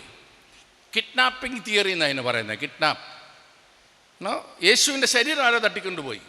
അപ്പം ചോദിച്ചു ആരാ തട്ടിക്കൊണ്ടുപോയത്? അപ്പം ആദ്യം പറഞ്ഞ അവൻ്റെ ശിഷ്യന്മാരാ. അപ്പോൾ പറഞ്ഞു മണ്ടത്തരം പറയരുത്. ഈ 12 ശിഷ്യന്മാരും യൂദാമാറിയിക്കട്ടെ 11 പേരും അവർ എല്ലാവരും രക്തസാക്ഷികളായതാണ്. ഒരു കള്ളത്തിനു വേണ്ടി മനുഷ്യൻ രക്തസാക്ഷിയാകുമോ? ഇല്ലില്ല. ആരെങ്കിലും വിളിച്ച് പറഞ്ഞേനേയും ദാ ഇരിക്കുന്നു ശരീരം ഞങ്ങൾ കട്ടെടുത്തതാണ്. അപ്പോൾ അവർ പറഞ്ഞു ഇല്ലില്ല, ശത്രുക്കളാണ് അത് മോഷ്ടിച്ചത് എന്ന്. അപ്പോൾ ശത്രുക്കളെ മോഷ്ടിച്ചതെങ്കിൽ ഈ ശിഷ്യന്മാർ നാട് നീളം നടന്ന് പ്രസംഗിച്ചപ്പം ഈ ബോഡി കൊണ്ട് കാണിച്ചാൽ മതിയായിരുന്നല്ലോ, ഇതായിരിക്കുന്നു നിങ്ങൾ കള്ളത്തരം പറയുകയാണെന്ന്. ആർക്കും സാധിച്ചില്ല. അവൻ ഉയർത്തെഴുന്നേറ്റ്. മൂന്നാമത്തെ തിയറി എന്ന് പറയുന്നത് ഹലൂസിനേഷൻ തിയറി എന്നാണ് ഇംഗ്ലീഷിൽ പറയുന്നത്. എന്ന് പറഞ്ഞാൽ മതിഭ്രമമുണ്ടായി. ഈ ശിഷ്യന്മാർക്ക് മതിഭ്രമമുണ്ടായി. മതിഭ്രമം എന്ന് പറഞ്ഞാൽ മനസ്സിലായല്ലോ, ഈ ഒരുവനെ തന്നെ നനച്ചിരുന്നാൽ വരുന്നതെല്ലാം അവനെന്ന് തോന്നും. അതാണ് ഈ മതിഭ്രമം എന്ന് പറയുന്നത്. ഇവരെ യേശുവിൻ്റെ കൂടെ നടന്നിട്ട് അവൻ പോയി, ഇനിയിപ്പം യേശു ഇപ്പോൾ വരും എന്ന് ചിന്തിച്ചിരുന്നു. വന്നതൊക്കെ യേശു എന്ന് തോന്നി. അതാണ് വീണ്ടും മഠേത്തരം. ഒരാൾക്കോ 2 പേർക്കോ 10 പേർക്കോ മതിഭ്രമം ഉണ്ടാകാം. 500 പേർക്ക് ഒരു സമയത്ത് എങ്ങനെ മതിഭ്രമം ഉണ്ടാകുന്നത്? 500-ലധികം പേർക്ക് പ്രത്യക്ഷനായി എന്ന് പൗലോസ് പറയുന്നു. അപ്പം ആ തിയറിയും വെളിയിലാണ്. അപ്പം ഒരു തിയറിയും ഇന്നുവരെ, ഒരു സിദ്ധാന്തങ്ങളും ഇന്നുവരെ യേശു ശാരീരികമായി ഉയർത്തെഴുന്നേറ്റിട്ടില്ല എന്ന് സ്ഥാപിക്കുവാൻ പര്യാപ്തമായിട്ടില്ല. ഇന്നുവരെ ആയിട്ടില്ല. ഓക്കെ, ക്രിസ്തു വാസ്തവമായി ഉയർത്തെഴുന്നേറ്റു. ക്രിസ്തു വാസ്തവമായി ശാരീരികമായി ഉയർത്തെഴുന്നേറ്റു എന്ന് വിശ്വസിക്കുന്നതിനെ ആശ്രയിച്ചിരിക്കും നിങ്ങളുടെയും എൻ്റെയും ആത്മീക വളർച്ച. ഇതിനെ നമുക്ക് സാരമില്ല, അവഗണിക്കാനായിട്ട് നമുക്ക് പാടില്ല. ഈ യാഥാർത്ഥ്യം നാം ഉൾക്കൊള്ളുമ്പോൾ മാത്രമേ നമ്മുടെ ജീവിതത്തിൽ ആത്മീക വളർച്ചയുണ്ടാകുന്നുള്ളൂ. ക്രിസ്തു വാസ്തവമായി ഉയർത്തെഴുന്നേറ്റു. അതാണ് കൊരിന്ത്യർക്ക് എഴുതിയ 1-ാം ലേഖനം 15-ാം അധ്യായത്തിൽ മുഴുവൻ വിശുദ്ധ പൗലോസ് പറയുന്നത്. അദ്ദേഹം പറയുന്നത് ക്രിസ്തു മരിച്ചില്ലെങ്കിൽ പിന്നെ നമുക്ക് യാതൊരു പ്രതീക്ഷയുമില്ല. ക്രിസ്തു ഉയർത്തെഴുന്നേറ്റില്ലെങ്കിൽ നമുക്ക് യാതൊരു പ്രതീക്ഷയുമില്ല. ക്രിസ്തു ഉയർത്തെഴുന്നേറ്റില്ലെങ്കിൽ നമ്മളൊക്കെ കള്ളം പറയുകയാണ്. ക്രിസ്തു ഉയർത്തെഴുന്നേറ്റില്ലെങ്കിൽ പിന്നെ ലോകത്തിന് പ്രതീക്ഷയില്ല. അവൻ പറയുകയാണ് ക്രിസ്തു ഉയർത്തെഴുന്നേറ്റു. അതെങ്ങനെ അറിയുന്നത്? ഈ യാഥാർത്ഥ്യം, ഈ വസ്തുത എങ്ങനെയാണ് ഉൾക്കൊള്ളാൻ, മനസ്സിലാക്കാൻ സാധിക്കുന്നത്? അതിനൊറ്റ മാർഗമേ ഉള്ളൂ. അതെന്താണെന്നറിയാമോ? ദൃക്സാക്ഷികളുടെ വിവരണം. അത് നേരിട്ട് കണ്ടവരുടെ വിവരണം. അത് മാത്രമാണ് നമുക്ക് മുൻപിലുള്ള ഏറ്റവും നല്ല തെളിവ്. ദൃക്സാക്ഷികളുടെ വിവരണം. എന്താണ് ദൃക്സാക്ഷികളുടെ വിവരണം? 4 സുവിശേഷങ്ങൾ. 4 സുവിശേഷങ്ങളിൽ എഴുതിയിരിക്കുന്നത് ദൃക്സാക്ഷികളുടെ വിവരണമാണ്. പഴയ നിയമത്തിൽ അതേക്കുറിച്ച് പറയുന്നുണ്ട്, അത് പ്രവചനമായി പറയുന്നുണ്ട്.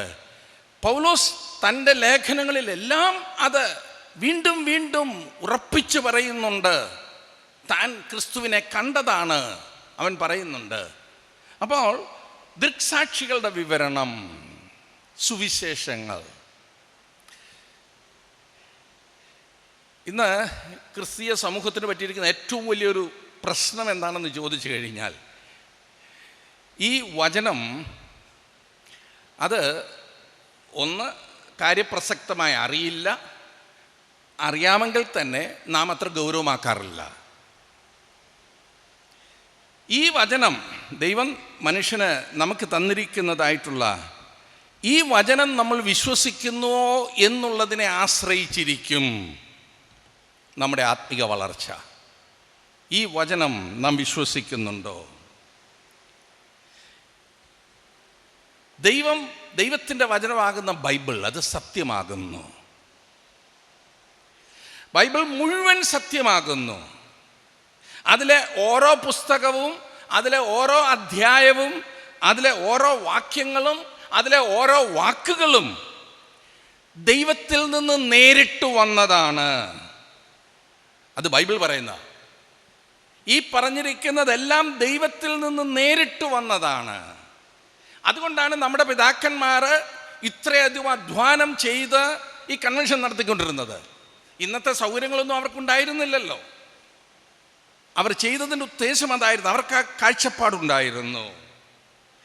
ജീവനുള്ള ദൈവത്തെയും അവൻ്റെ ഹിതത്തെയും സംശയാതീതമായി അറിയുവാൻ ദൈവം മനുഷ്യന് നൽകിയ തൻ്റെ വചനമാകുന്നു ബൈബിൾ. ഇന്ന് ബൈബിൾ അവഗണിക്കപ്പെട്ടിരിക്കുന്നു. ഞാൻ ആ ഭാഗത്തേക്ക് വരാം.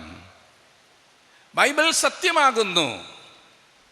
വെളിപ്പെടുത്തി തരുവാൻ ദൈവം ആഗ്രഹിച്ചത്, മനുഷ്യന് വെളിപ്പെടുത്തി തരുവാൻ ദൈവം ആഗ്രഹിച്ചത് സകലതും ഇതിലുണ്ട്. ഇനിയും എന്തെങ്കിലും വെളിപ്പെടുത്താനുണ്ടെങ്കിൽ അത് നിത്യതയിൽ മാത്രമേ വെളിപ്പെടുത്തപ്പെടുകയുള്ളൂ. ബൈബിൾ ഒരു മതഗ്രന്ഥമല്ല. ശ്രദ്ധിച്ചോണം, ബൈബിൾ ഒരു മതഗ്രന്ഥമല്ല. മതഗ്രന്ഥങ്ങളുണ്ട്.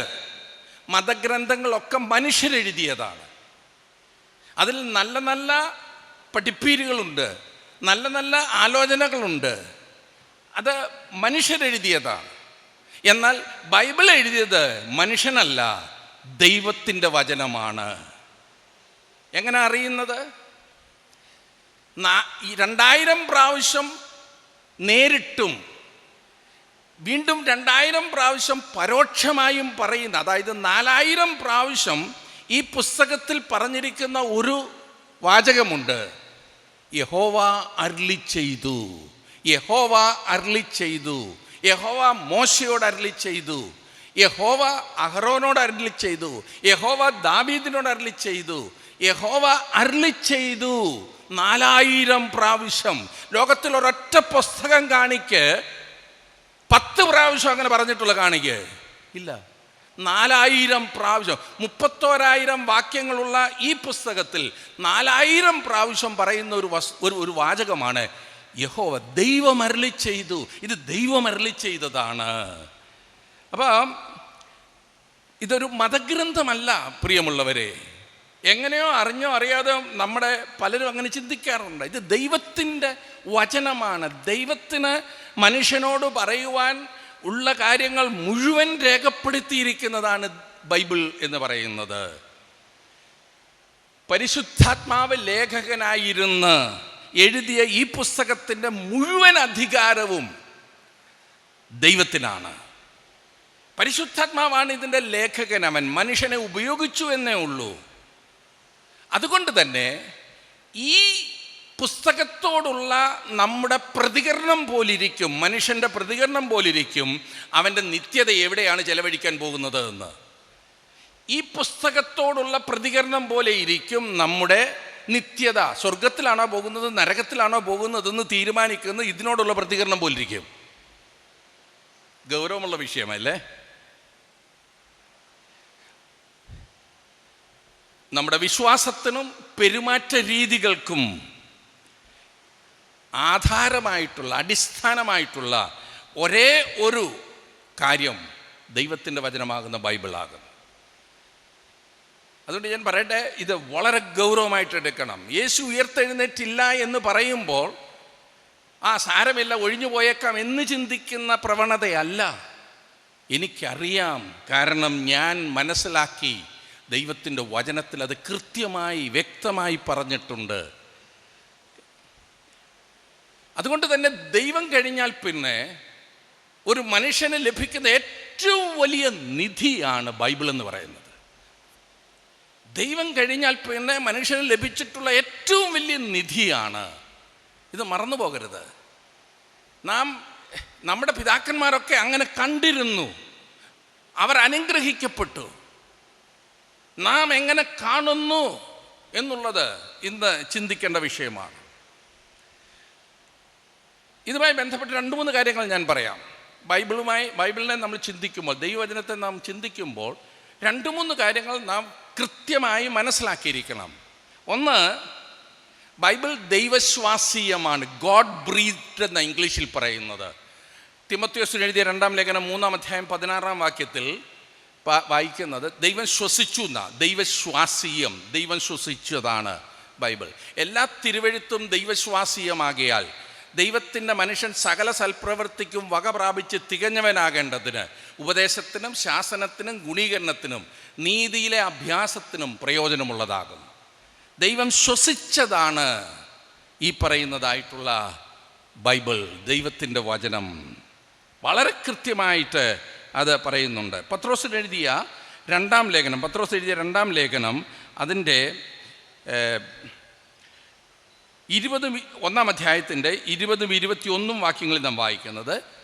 പത്രോസ് എഴുതിയ 2-ാം ലേഖനം 1-ാം അധ്യായത്തിൻ്റെ 20-21. തിരുവെഴുത്തിലെ പ്രവചനം ഒന്നും സ്വയമായ വ്യാഖ്യാനത്താൽ ഉളവാകുന്നതല്ല എന്ന് ആദ്യം തന്നെ അറിഞ്ഞുകൊള്ളണം. പ്രവചനം എന്ന വാക്കിന് ഗ്രീക്ക് ഭാഷയിലും അതുപോലെ തന്നെ എബ്രായ ഭാഷയിലുമുള്ള അർത്ഥം എന്തെന്ന് ചോദിച്ചു കഴിഞ്ഞാൽ ദൈവത്തിന് ശബ്ദം നൽകുക, ദൈവം സംസാരിക്കുന്നത് നമ്മൾ, അല്ലെങ്കിൽ ദൈവം പറയുന്നത് എടുത്തു പറയുക, ആ അർത്ഥമായിരുന്നു വന്നിരുന്നത്.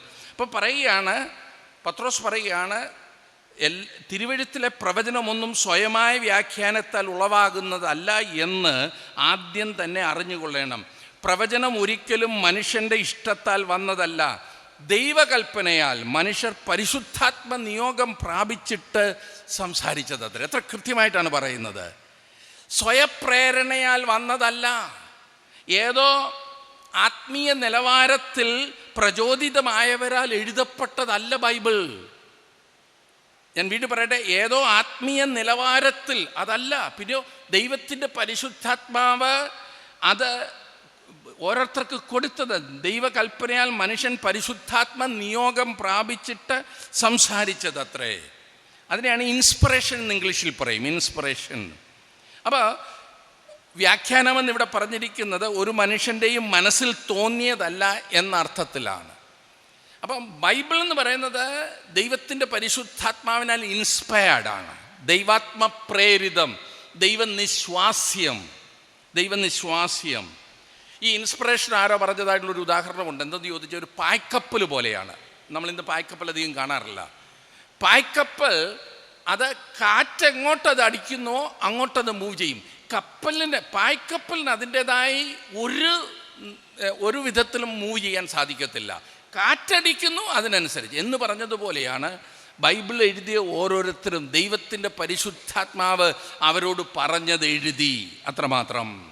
അതുകൊണ്ട് ഇതെഴുതിയ ലേഖകരുടെ ഹൃദയത്തിലൂടെ, മനസ്സിലൂടെ, ആത്മാവിലൂടെ, വികാരങ്ങളിലൂടെ, അനുഭവങ്ങളിലൂടെ ദൈവവചനം നമുക്ക് ലഭിച്ചു.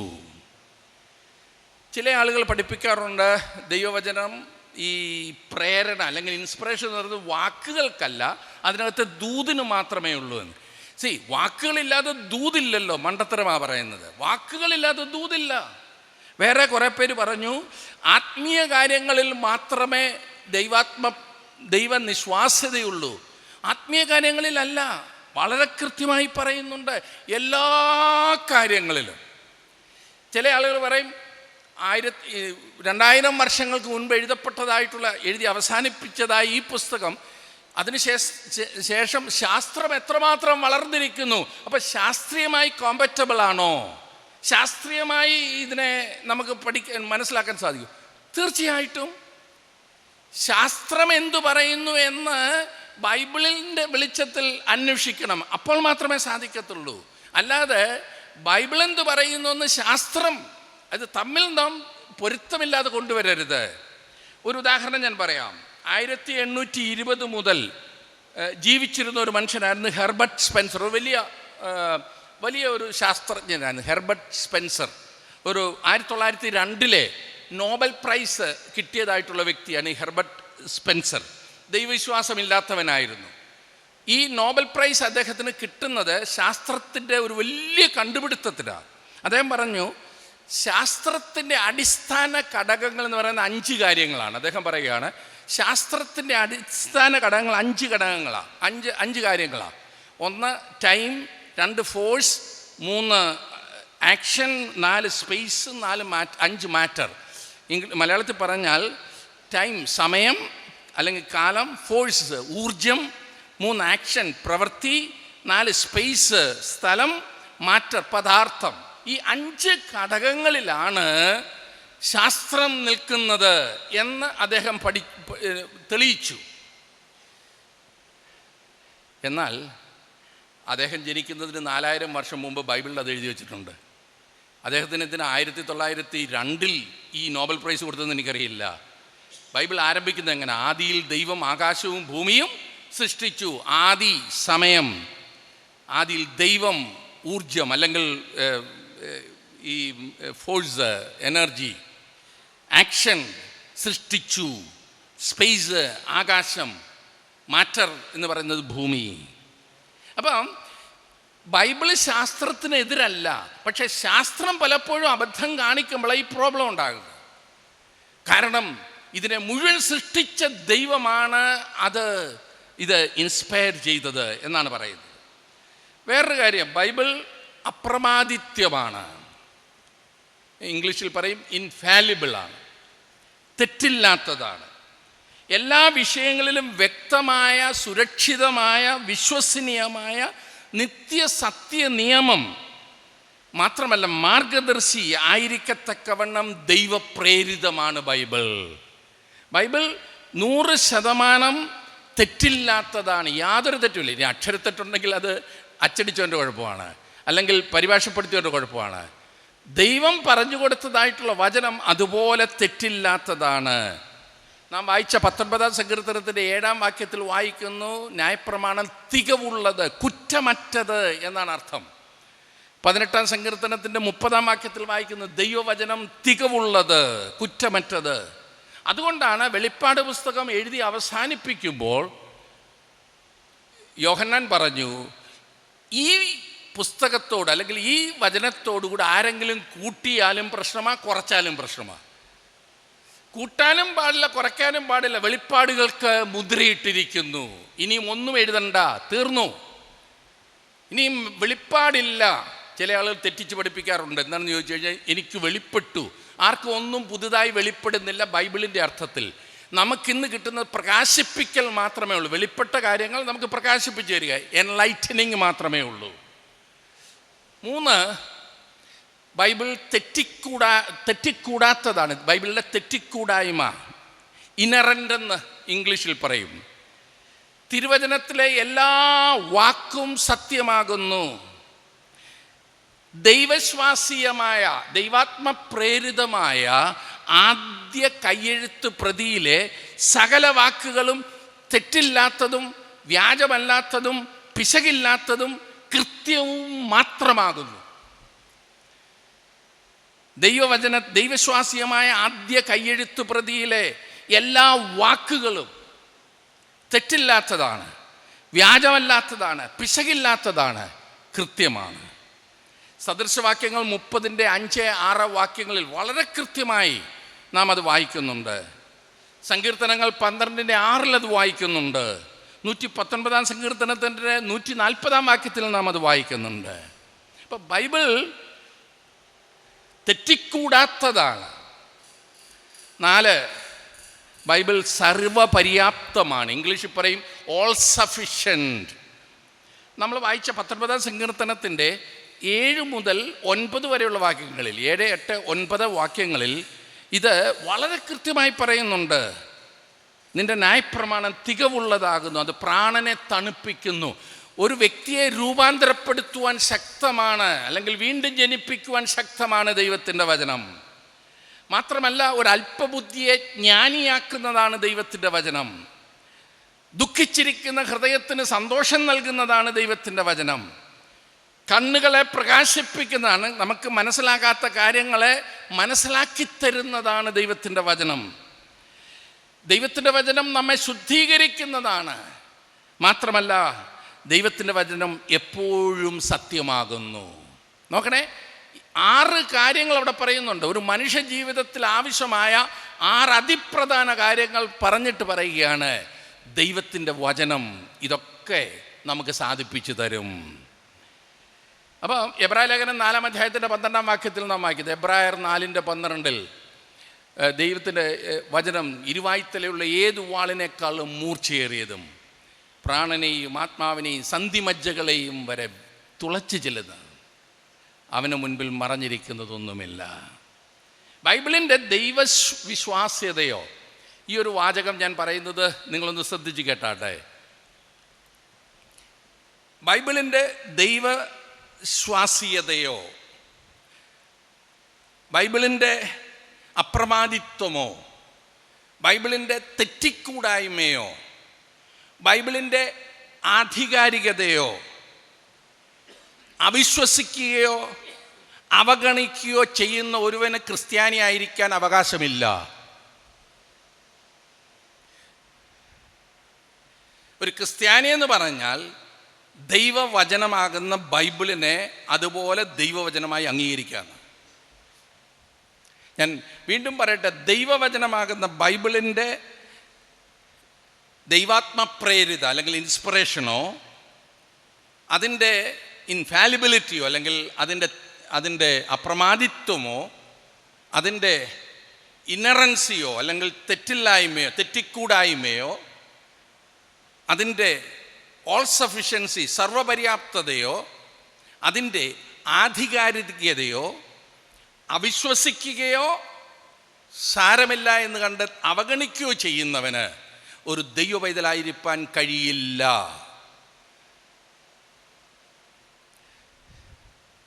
ഗൗരവമായിട്ട് എടുക്കേണ്ട വിഷയമാണ്. അതുകൊണ്ടാണ് കഴിഞ്ഞ 40 വർഷമായിട്ട് ഞാനിത് പഠിപ്പിച്ചുകൊണ്ടിരിക്കുന്നത്.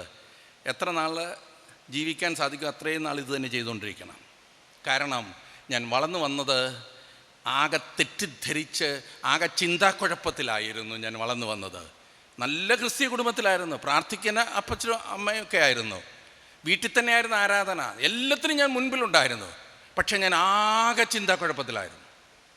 ആരാണ് ശരി ആരാണ് തെറ്റ് ഒരു കാര്യം അറിയത്തില്ലായിരുന്നു. ബൈബിൾ കോളേജിൽ പോയി 5 വർഷം പഠിച്ചു. എത്രയും ചിന്താക്കുഴപ്പത്തിൽ അങ്ങോട്ട് പോയോ അതിൻ്റെ 100 ഇരട്ടി ചിന്താക്കുഴപ്പത്തിൽ ബൈബിൾ കോളേജിൽ നിന്ന് വെളിയിൽ വന്നു. അച്ഛന്മാരെ ക്ഷമിക്കുക, എല്ലാ ബൈബിൾ കോളേജും അങ്ങനല്ല, എൻ്റെ കുഴപ്പം കൊണ്ടാണ്, അല്ലാതെ ബൈബിൾ കോളേജിൻ്റെ കുഴപ്പമല്ല. ആകെ കൺഫ്യൂസ്ഡ് ആയിരുന്നു. അങ്ങനെ ഇരിക്കുന്ന സമയത്താണ് ദൈവവചനം പഠിപ്പിക്കുവാനായി എൻ്റെ മേൽ നിർബന്ധമുണ്ടായത്. അറിയാൻ വയ്യാത്ത ഞാൻ എങ്ങനെ പഠിപ്പിക്കും? അതുകൊണ്ട് തന്നെ പഠിക്കുവാൻ തുടങ്ങി. അതെൻ്റെ ജീവിതത്തെ, വ്യക്തിപരമായി എൻ്റെ ജീവിതത്തെ സമൂലം മാറ്റി. എൻ്റെ കുടുംബത്തിന് മാറ്റമുണ്ടായി. ദൈവവചനത്തിൽ കൃത്യതയുണ്ടായി, വ്യക്തതയുണ്ടായി, ഉറപ്പുണ്ടായി, ധൈര്യമുണ്ടായി. അങ്ങനെ ഇത് വളരെ പ്രസക്തമായിട്ടുള്ളൊരു കാര്യം. ഒരാഴ്ച നിങ്ങൾ ഇവിടെ ചെലവഴിക്കാൻ 8 ദിവസം, ഇവിടെ ആദ്യത്തെ ദിവസം വന്നിരിക്കുന്ന ആളുകൾ മിക്കവാറും 8 ദിവസം വരാൻ സാധ്യതയുണ്ട്. ഈ കൺവെൻഷന് മാത്രം വരുന്ന ആളുകൾ ഒടുവിലത്തെ 3 ദിവസം വരത്തുള്ളൂ. അപ്പം നിങ്ങൾ എല്ലാ ദിവസവും ഇവിടെ ഉണ്ടായിരിക്കും. അപ്പം ഞാൻ പറയട്ടെ, നിങ്ങൾക്കതിൻ്റെ യഥാർത്ഥ പ്രയോജനമുണ്ടാകണമെങ്കിൽ ആദ്യം നിങ്ങൾ ചെയ്യേണ്ടത് ദൈവവചനത്തിൻ്റെ ഈ അതുല്യത, അതിൻ്റെ ആധികാരികത, അതിൻ്റെ ദൈവശ്വാസീയത, അതിൻ്റെ അപ്രമാദിത്വം, അതിൻ്റെ സർവപര്യാപ്തത നിങ്ങൾ വിശ്വസിക്കണം, അംഗീകരിക്കണം. ഇതൊരു സാധാരണ പുസ്തകമല്ല. ഇന്ന് ഇതിന് എതിരെന്നല്ല ഞാൻ പറയത്തില്ല, ഇതിന് പകരമായി ഒരുപാട് കാര്യങ്ങൾ നമ്മുടെ ഇടയിലുണ്ട്. ഇതിന് പകരമായി ആരാധനയും മറ്റും കൂടുതൽ രസകരമാക്കുക അല്ലെങ്കിൽ എൻ്റർടൈൻമെൻ്റ് ആക്കാനായിട്ടുള്ള ഒരുപാട് ശ്രമങ്ങളുണ്ട്. വളരെ ഗൗരവമായിട്ടുള്ളൊരു വിഷയമാണത്. ഒത്തിരി എൻ്റർടൈൻമെൻ്റ് ആക്കണം. അതുപോലെ തന്നെ മനഃശാസ്ത്രം, ഇതുപോലുള്ള ഒരുപാട് കാര്യങ്ങൾ വരുന്നുണ്ട്. അത് നമ്മൾ വളരെ ശ്രദ്ധിക്കണം. ദൈവവചനത്തെ നമുക്കങ്ങനെ കൊണ്ടുപോകാനായിട്ട് സാധിക്കില്ല. ദൈവവചനം ദൈവം നമുക്ക് തന്നിരിക്കുന്നത് പ്രത്യേക ഉദ്ദേശത്തോടു കൂടിയാണ്.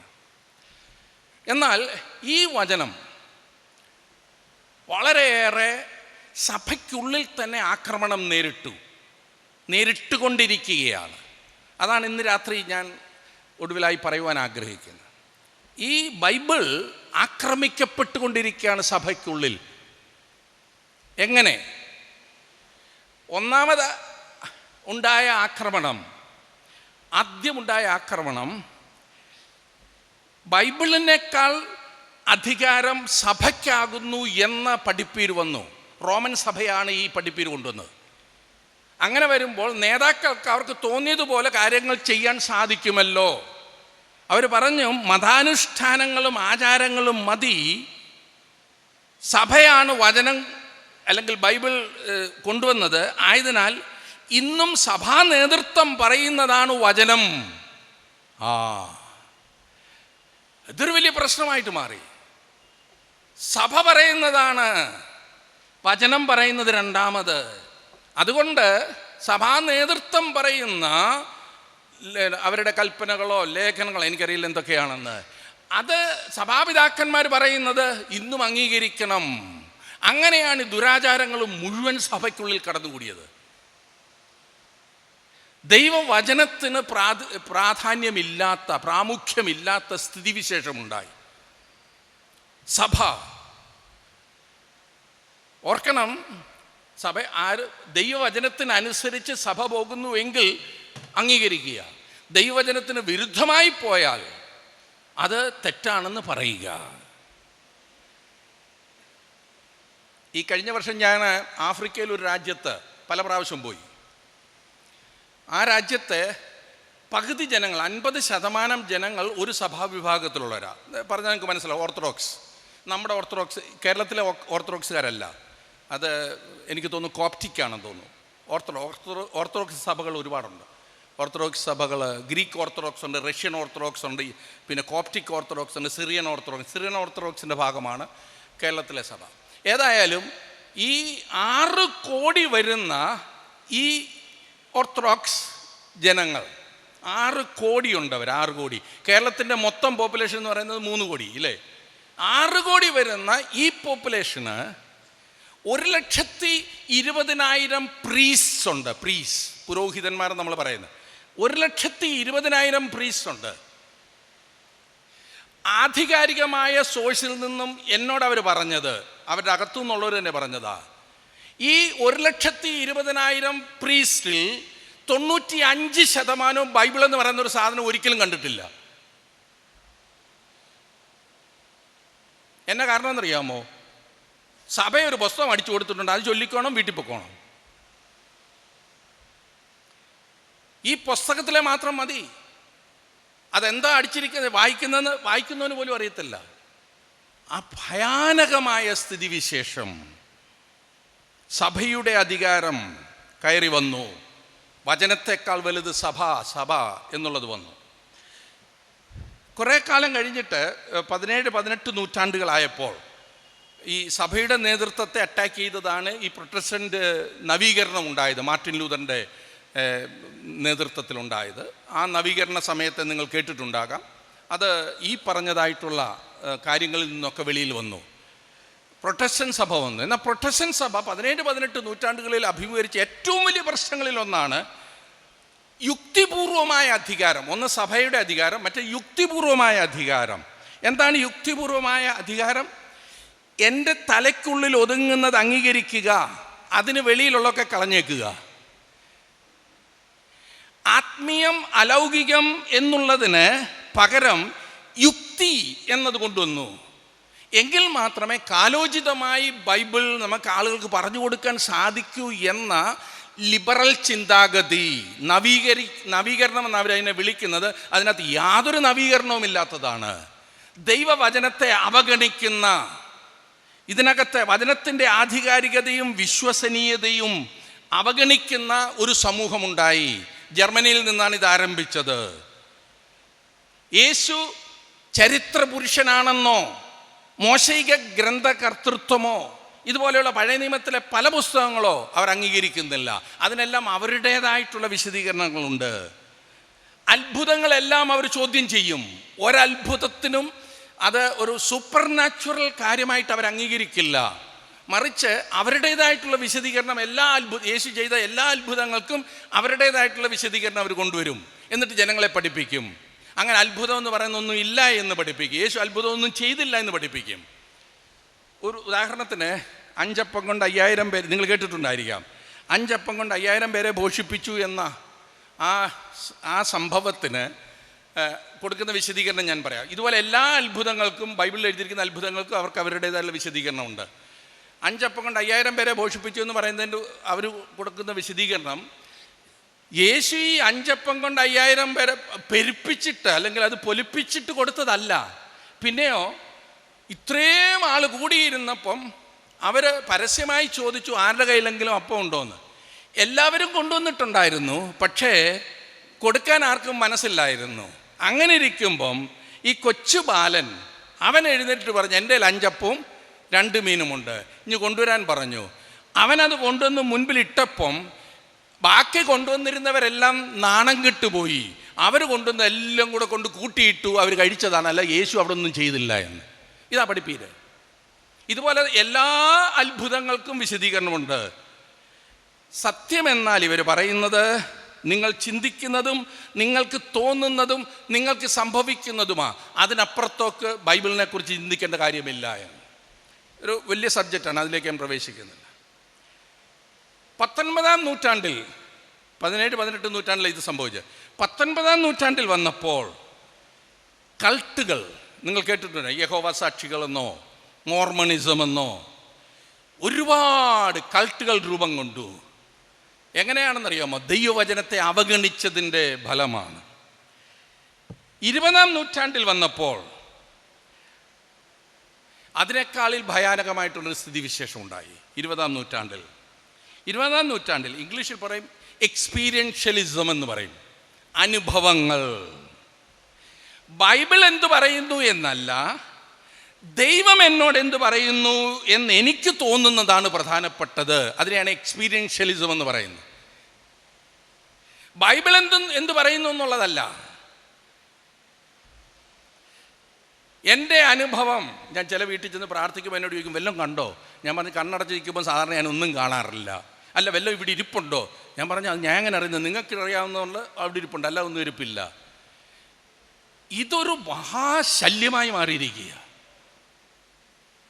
അതുകൊണ്ട് തന്നെ സുവിശേഷ വേലയ്ക്കെന്ന് പറഞ്ഞ് ഇറങ്ങുന്നവൻ കൂടോത്രം ഇറക്കാനും പിന്നെ ഇതുപോലെ സാത്താനെ അല്ലെങ്കിൽ പിശാചിനെ ഇറക്കാനും ഭൂതത്തെ ഇറക്കാനും ഇതാ അവൻ്റെ പണിയായിട്ടങ്ങ് മാറിയിരിക്കുക. എനിക്ക് തോന്നുന്നത് അതാണ് പ്രധാനപ്പെട്ടത്. ക്രിസ്തുമാർഗം യഥാർത്ഥ അനുഭവങ്ങളെ നിരാകരിക്കില്ല.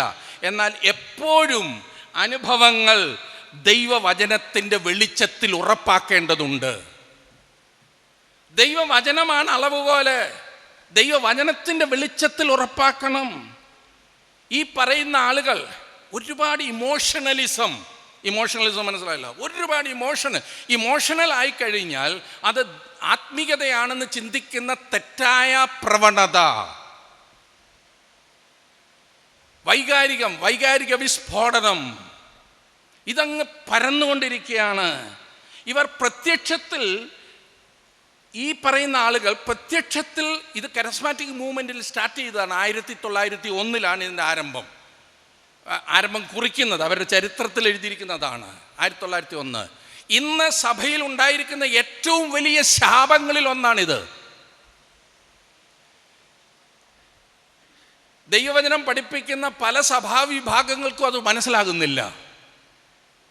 കാരണം ദൈവവചനത്തിൽ നിന്ന് അവർ വ്യതിചലിച്ചു പോയി. ഈ പറയുന്ന ആളുകൾ പ്രത്യക്ഷത്തിൽ ദൈവവചനത്തിൻ്റെ ആധികാരികതയെ അവഗണിക്കുന്നില്ലെങ്കിലും വ്യക്തിപരമായ അനുഭവങ്ങളുടെയും തോന്നലുകളുടെയും വെളിപ്പാടുകൾ എന്നവർ പറയുന്ന ചിലതിൻ്റെയും അടിയിൽ ദൈവവചനം കുഴിച്ചിടപ്പെട്ടിരിക്കുക. ഇവർ ദൈവവചനത്തിൻ്റെ ആധികാരികതയൊന്നും പ്രത്യക്ഷത്തിൽ നിരാകരിക്കുന്നില്ല, തള്ളിക്കളയുന്നില്ല. എന്നാൽ അവരുടെ വ്യക്തിപരമായ അനുഭവങ്ങളുടെയും തോന്നലുകളുടെയും വെളിപ്പാടുകളും എന്നവർ പറയുന്ന ചിലതിൻ്റെയും അടിയിൽ ദൈവവചനം കുഴിച്ചിടപ്പെട്ടിരിക്കുക. ഞാൻ വീണ്ടും പറയട്ടെ, ദൈവവചനം എഴുതി മുദ്രയിട്ടിരിക്കുക. ഇന്ന് പുതിയ വെളിപ്പാടുകളുടെ ആവശ്യമില്ല. കാരണം വെളിപ്പാടുകൾ ഇതിനോടുകൂടെ ഒന്നും കൂട്ടരുതെന്നാണ് പറഞ്ഞിരിക്കുന്നത്. ദൈവം എല്ലാം ഇതിനകത്ത് വെളിപ്പെടുത്തിയിട്ടുണ്ട്. ഇന്ന് നമുക്ക് ആവശ്യം ഇതിൽ നിന്നുള്ള പ്രകാശനമാണ്. അപ്പം വചനം അനുഭവങ്ങളെ തെളിയിക്കുവാനുള്ള ഒരു ഉപകരണമായി ഇവർ ഉപയോഗിക്കുന്നു. വചനം ഈ പറയുന്നതായിട്ടുള്ള അനുഭവങ്ങളെ തെളിയിക്കുവാനുള്ള ഒരു ഉപകരണമായിട്ട് മാത്രമാണ് ഇവർ ഉപയോഗിക്കുന്നത്. അവർ പറയുന്നത് എവിടുന്നെങ്കിലും ഒരു മുറി വചനം എടുത്തിട്ട് പറയും, ദാ ഇങ്ങനെ എഴുതിയിരിക്കുന്നു, ദാ ഇങ്ങനെ എഴുതിയിരിക്കുന്നു. അതാണ് പറ്റിയിരിക്കുന്ന ഏറ്റവും വലിയ അബദ്ധം. ദൈവവചനം കൃത്യമായി വ്യക്തമായി പഠിക്കുന്നില്ല. അത് അവർക്ക് പ്രശ്നമായിട്ട് വന്നിരിക്കുകയാണ്. പഠിക്കാനായിട്ട് സാധിക്കുന്നില്ല. നമ്മുടെ പിതാക്കന്മാർ എഴുതിയതായിട്ടുള്ള നല്ല തിയോളജിക്കൽ ബുക്സൊക്കെ ഇന്നത്തെ കാലത്ത് ഈ വക കാര്യങ്ങളൊക്കെ നിരാകരിച്ചിരിക്കുകയാണ്, തള്ളിക്കളഞ്ഞിരിക്കുകയാണ്.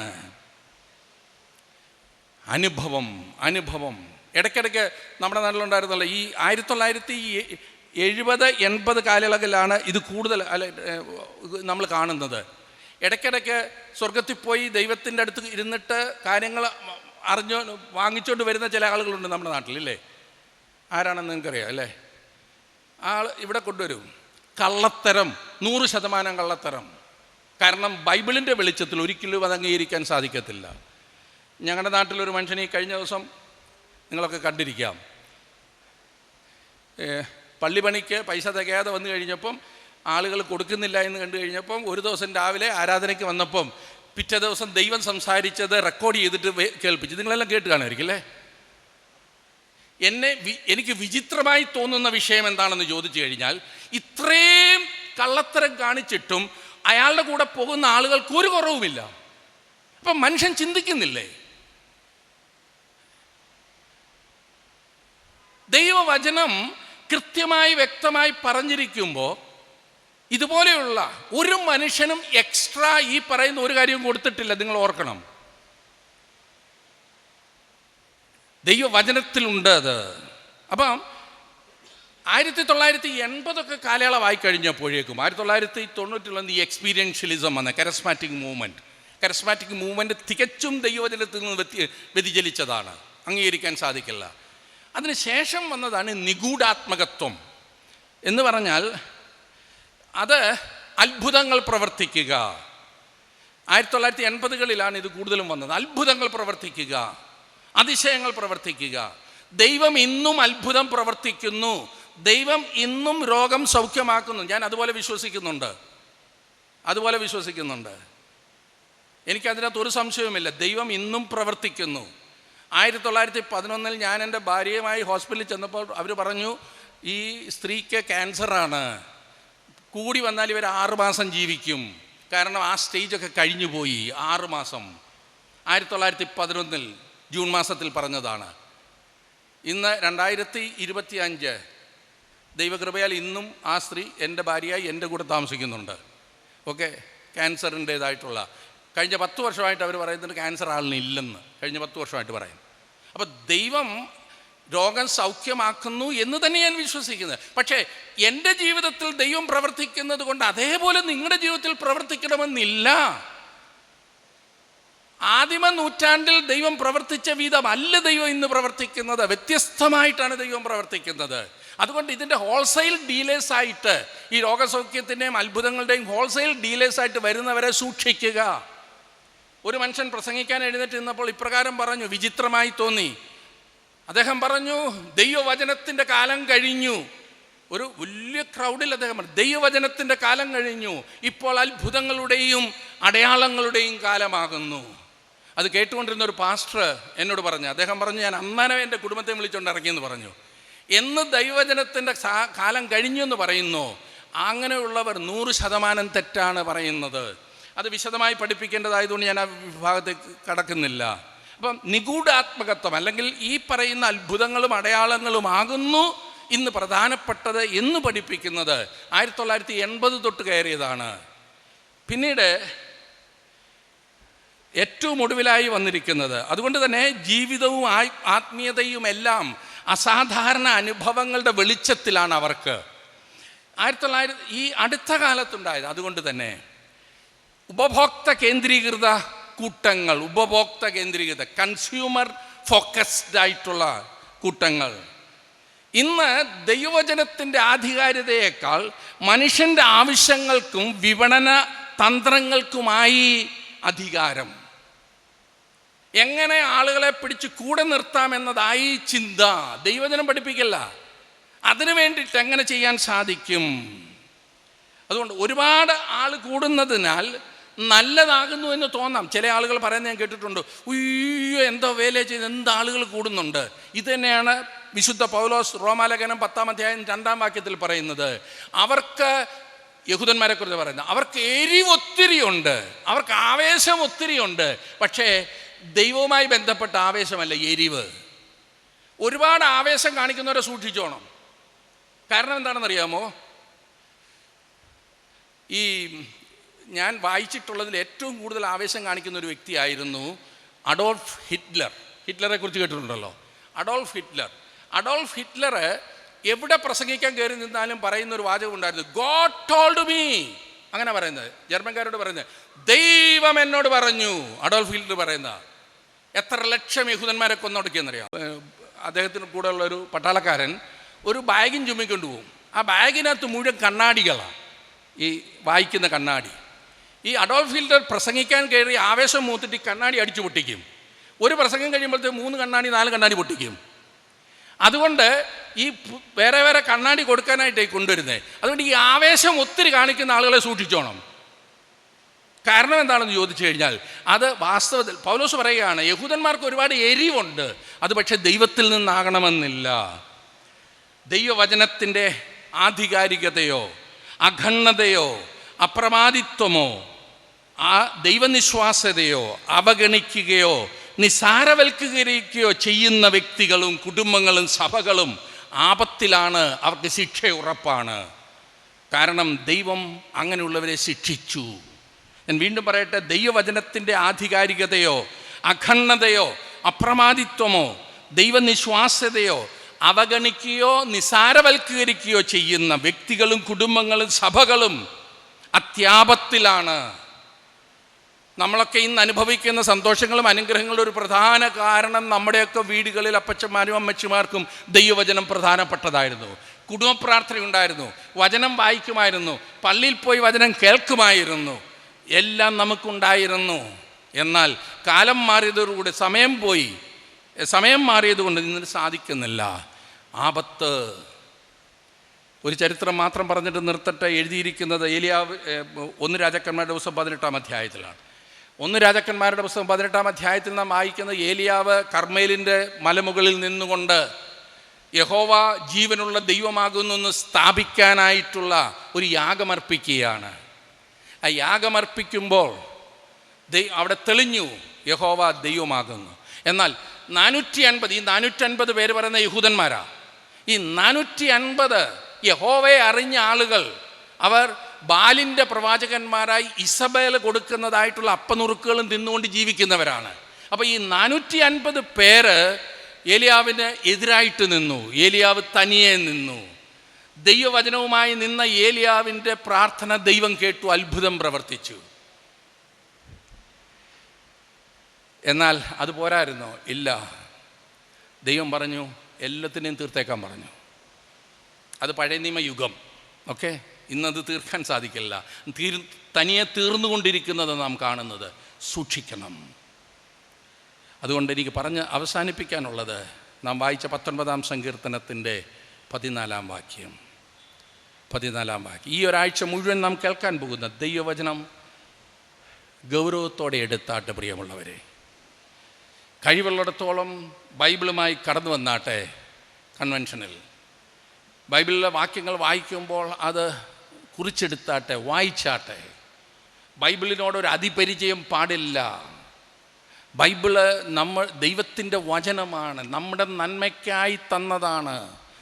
നമ്മുടെ വ്യക്തിപരമായും കുടുംബമായും സഭയായും സമൂഹമായും അനുഗ്രഹം പ്രാപിക്കാൻ തന്നതാണ്.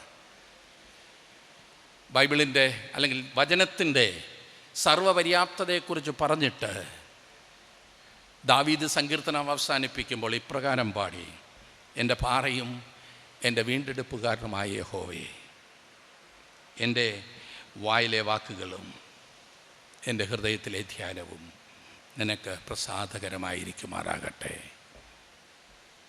അവനെന്താ പറയുന്നത് അറിയോ? Make me a man of the word.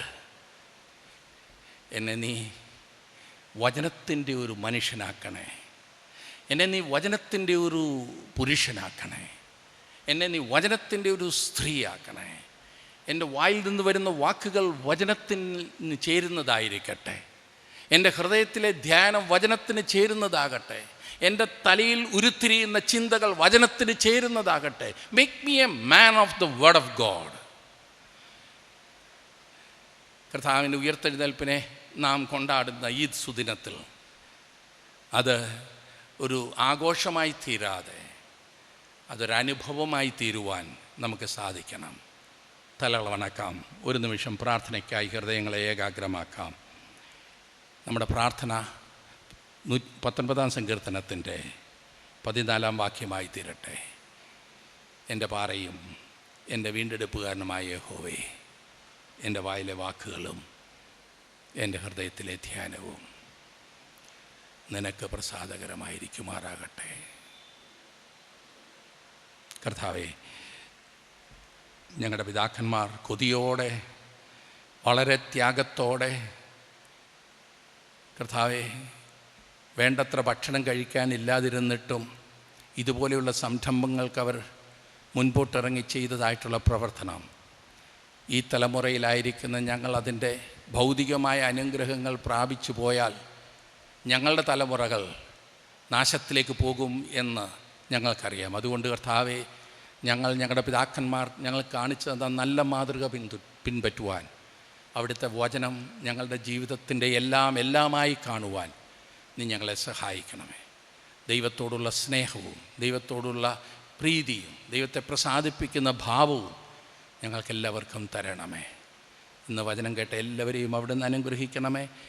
കർത്താവെ, ഞങ്ങൾ പ്രാർത്ഥിച്ച ആ പ്രാർത്ഥന ഞങ്ങളുടെ ഓരോരുത്തരുടെയും ജീവിതാനുഭവമായി തീരുവാൻ അവിടുന്ന് ഞങ്ങളെ ഒരുക്കണമേ. യേശുക്രിസ്തുവിൻ്റെ നാമത്തിൽ തന്നെ, ആമേൻ. വിശ്വാസമുള്ള ഹൃദയങ്ങളോടെ ആശീർവാദം സ്വീകരിക്കുവിൻ.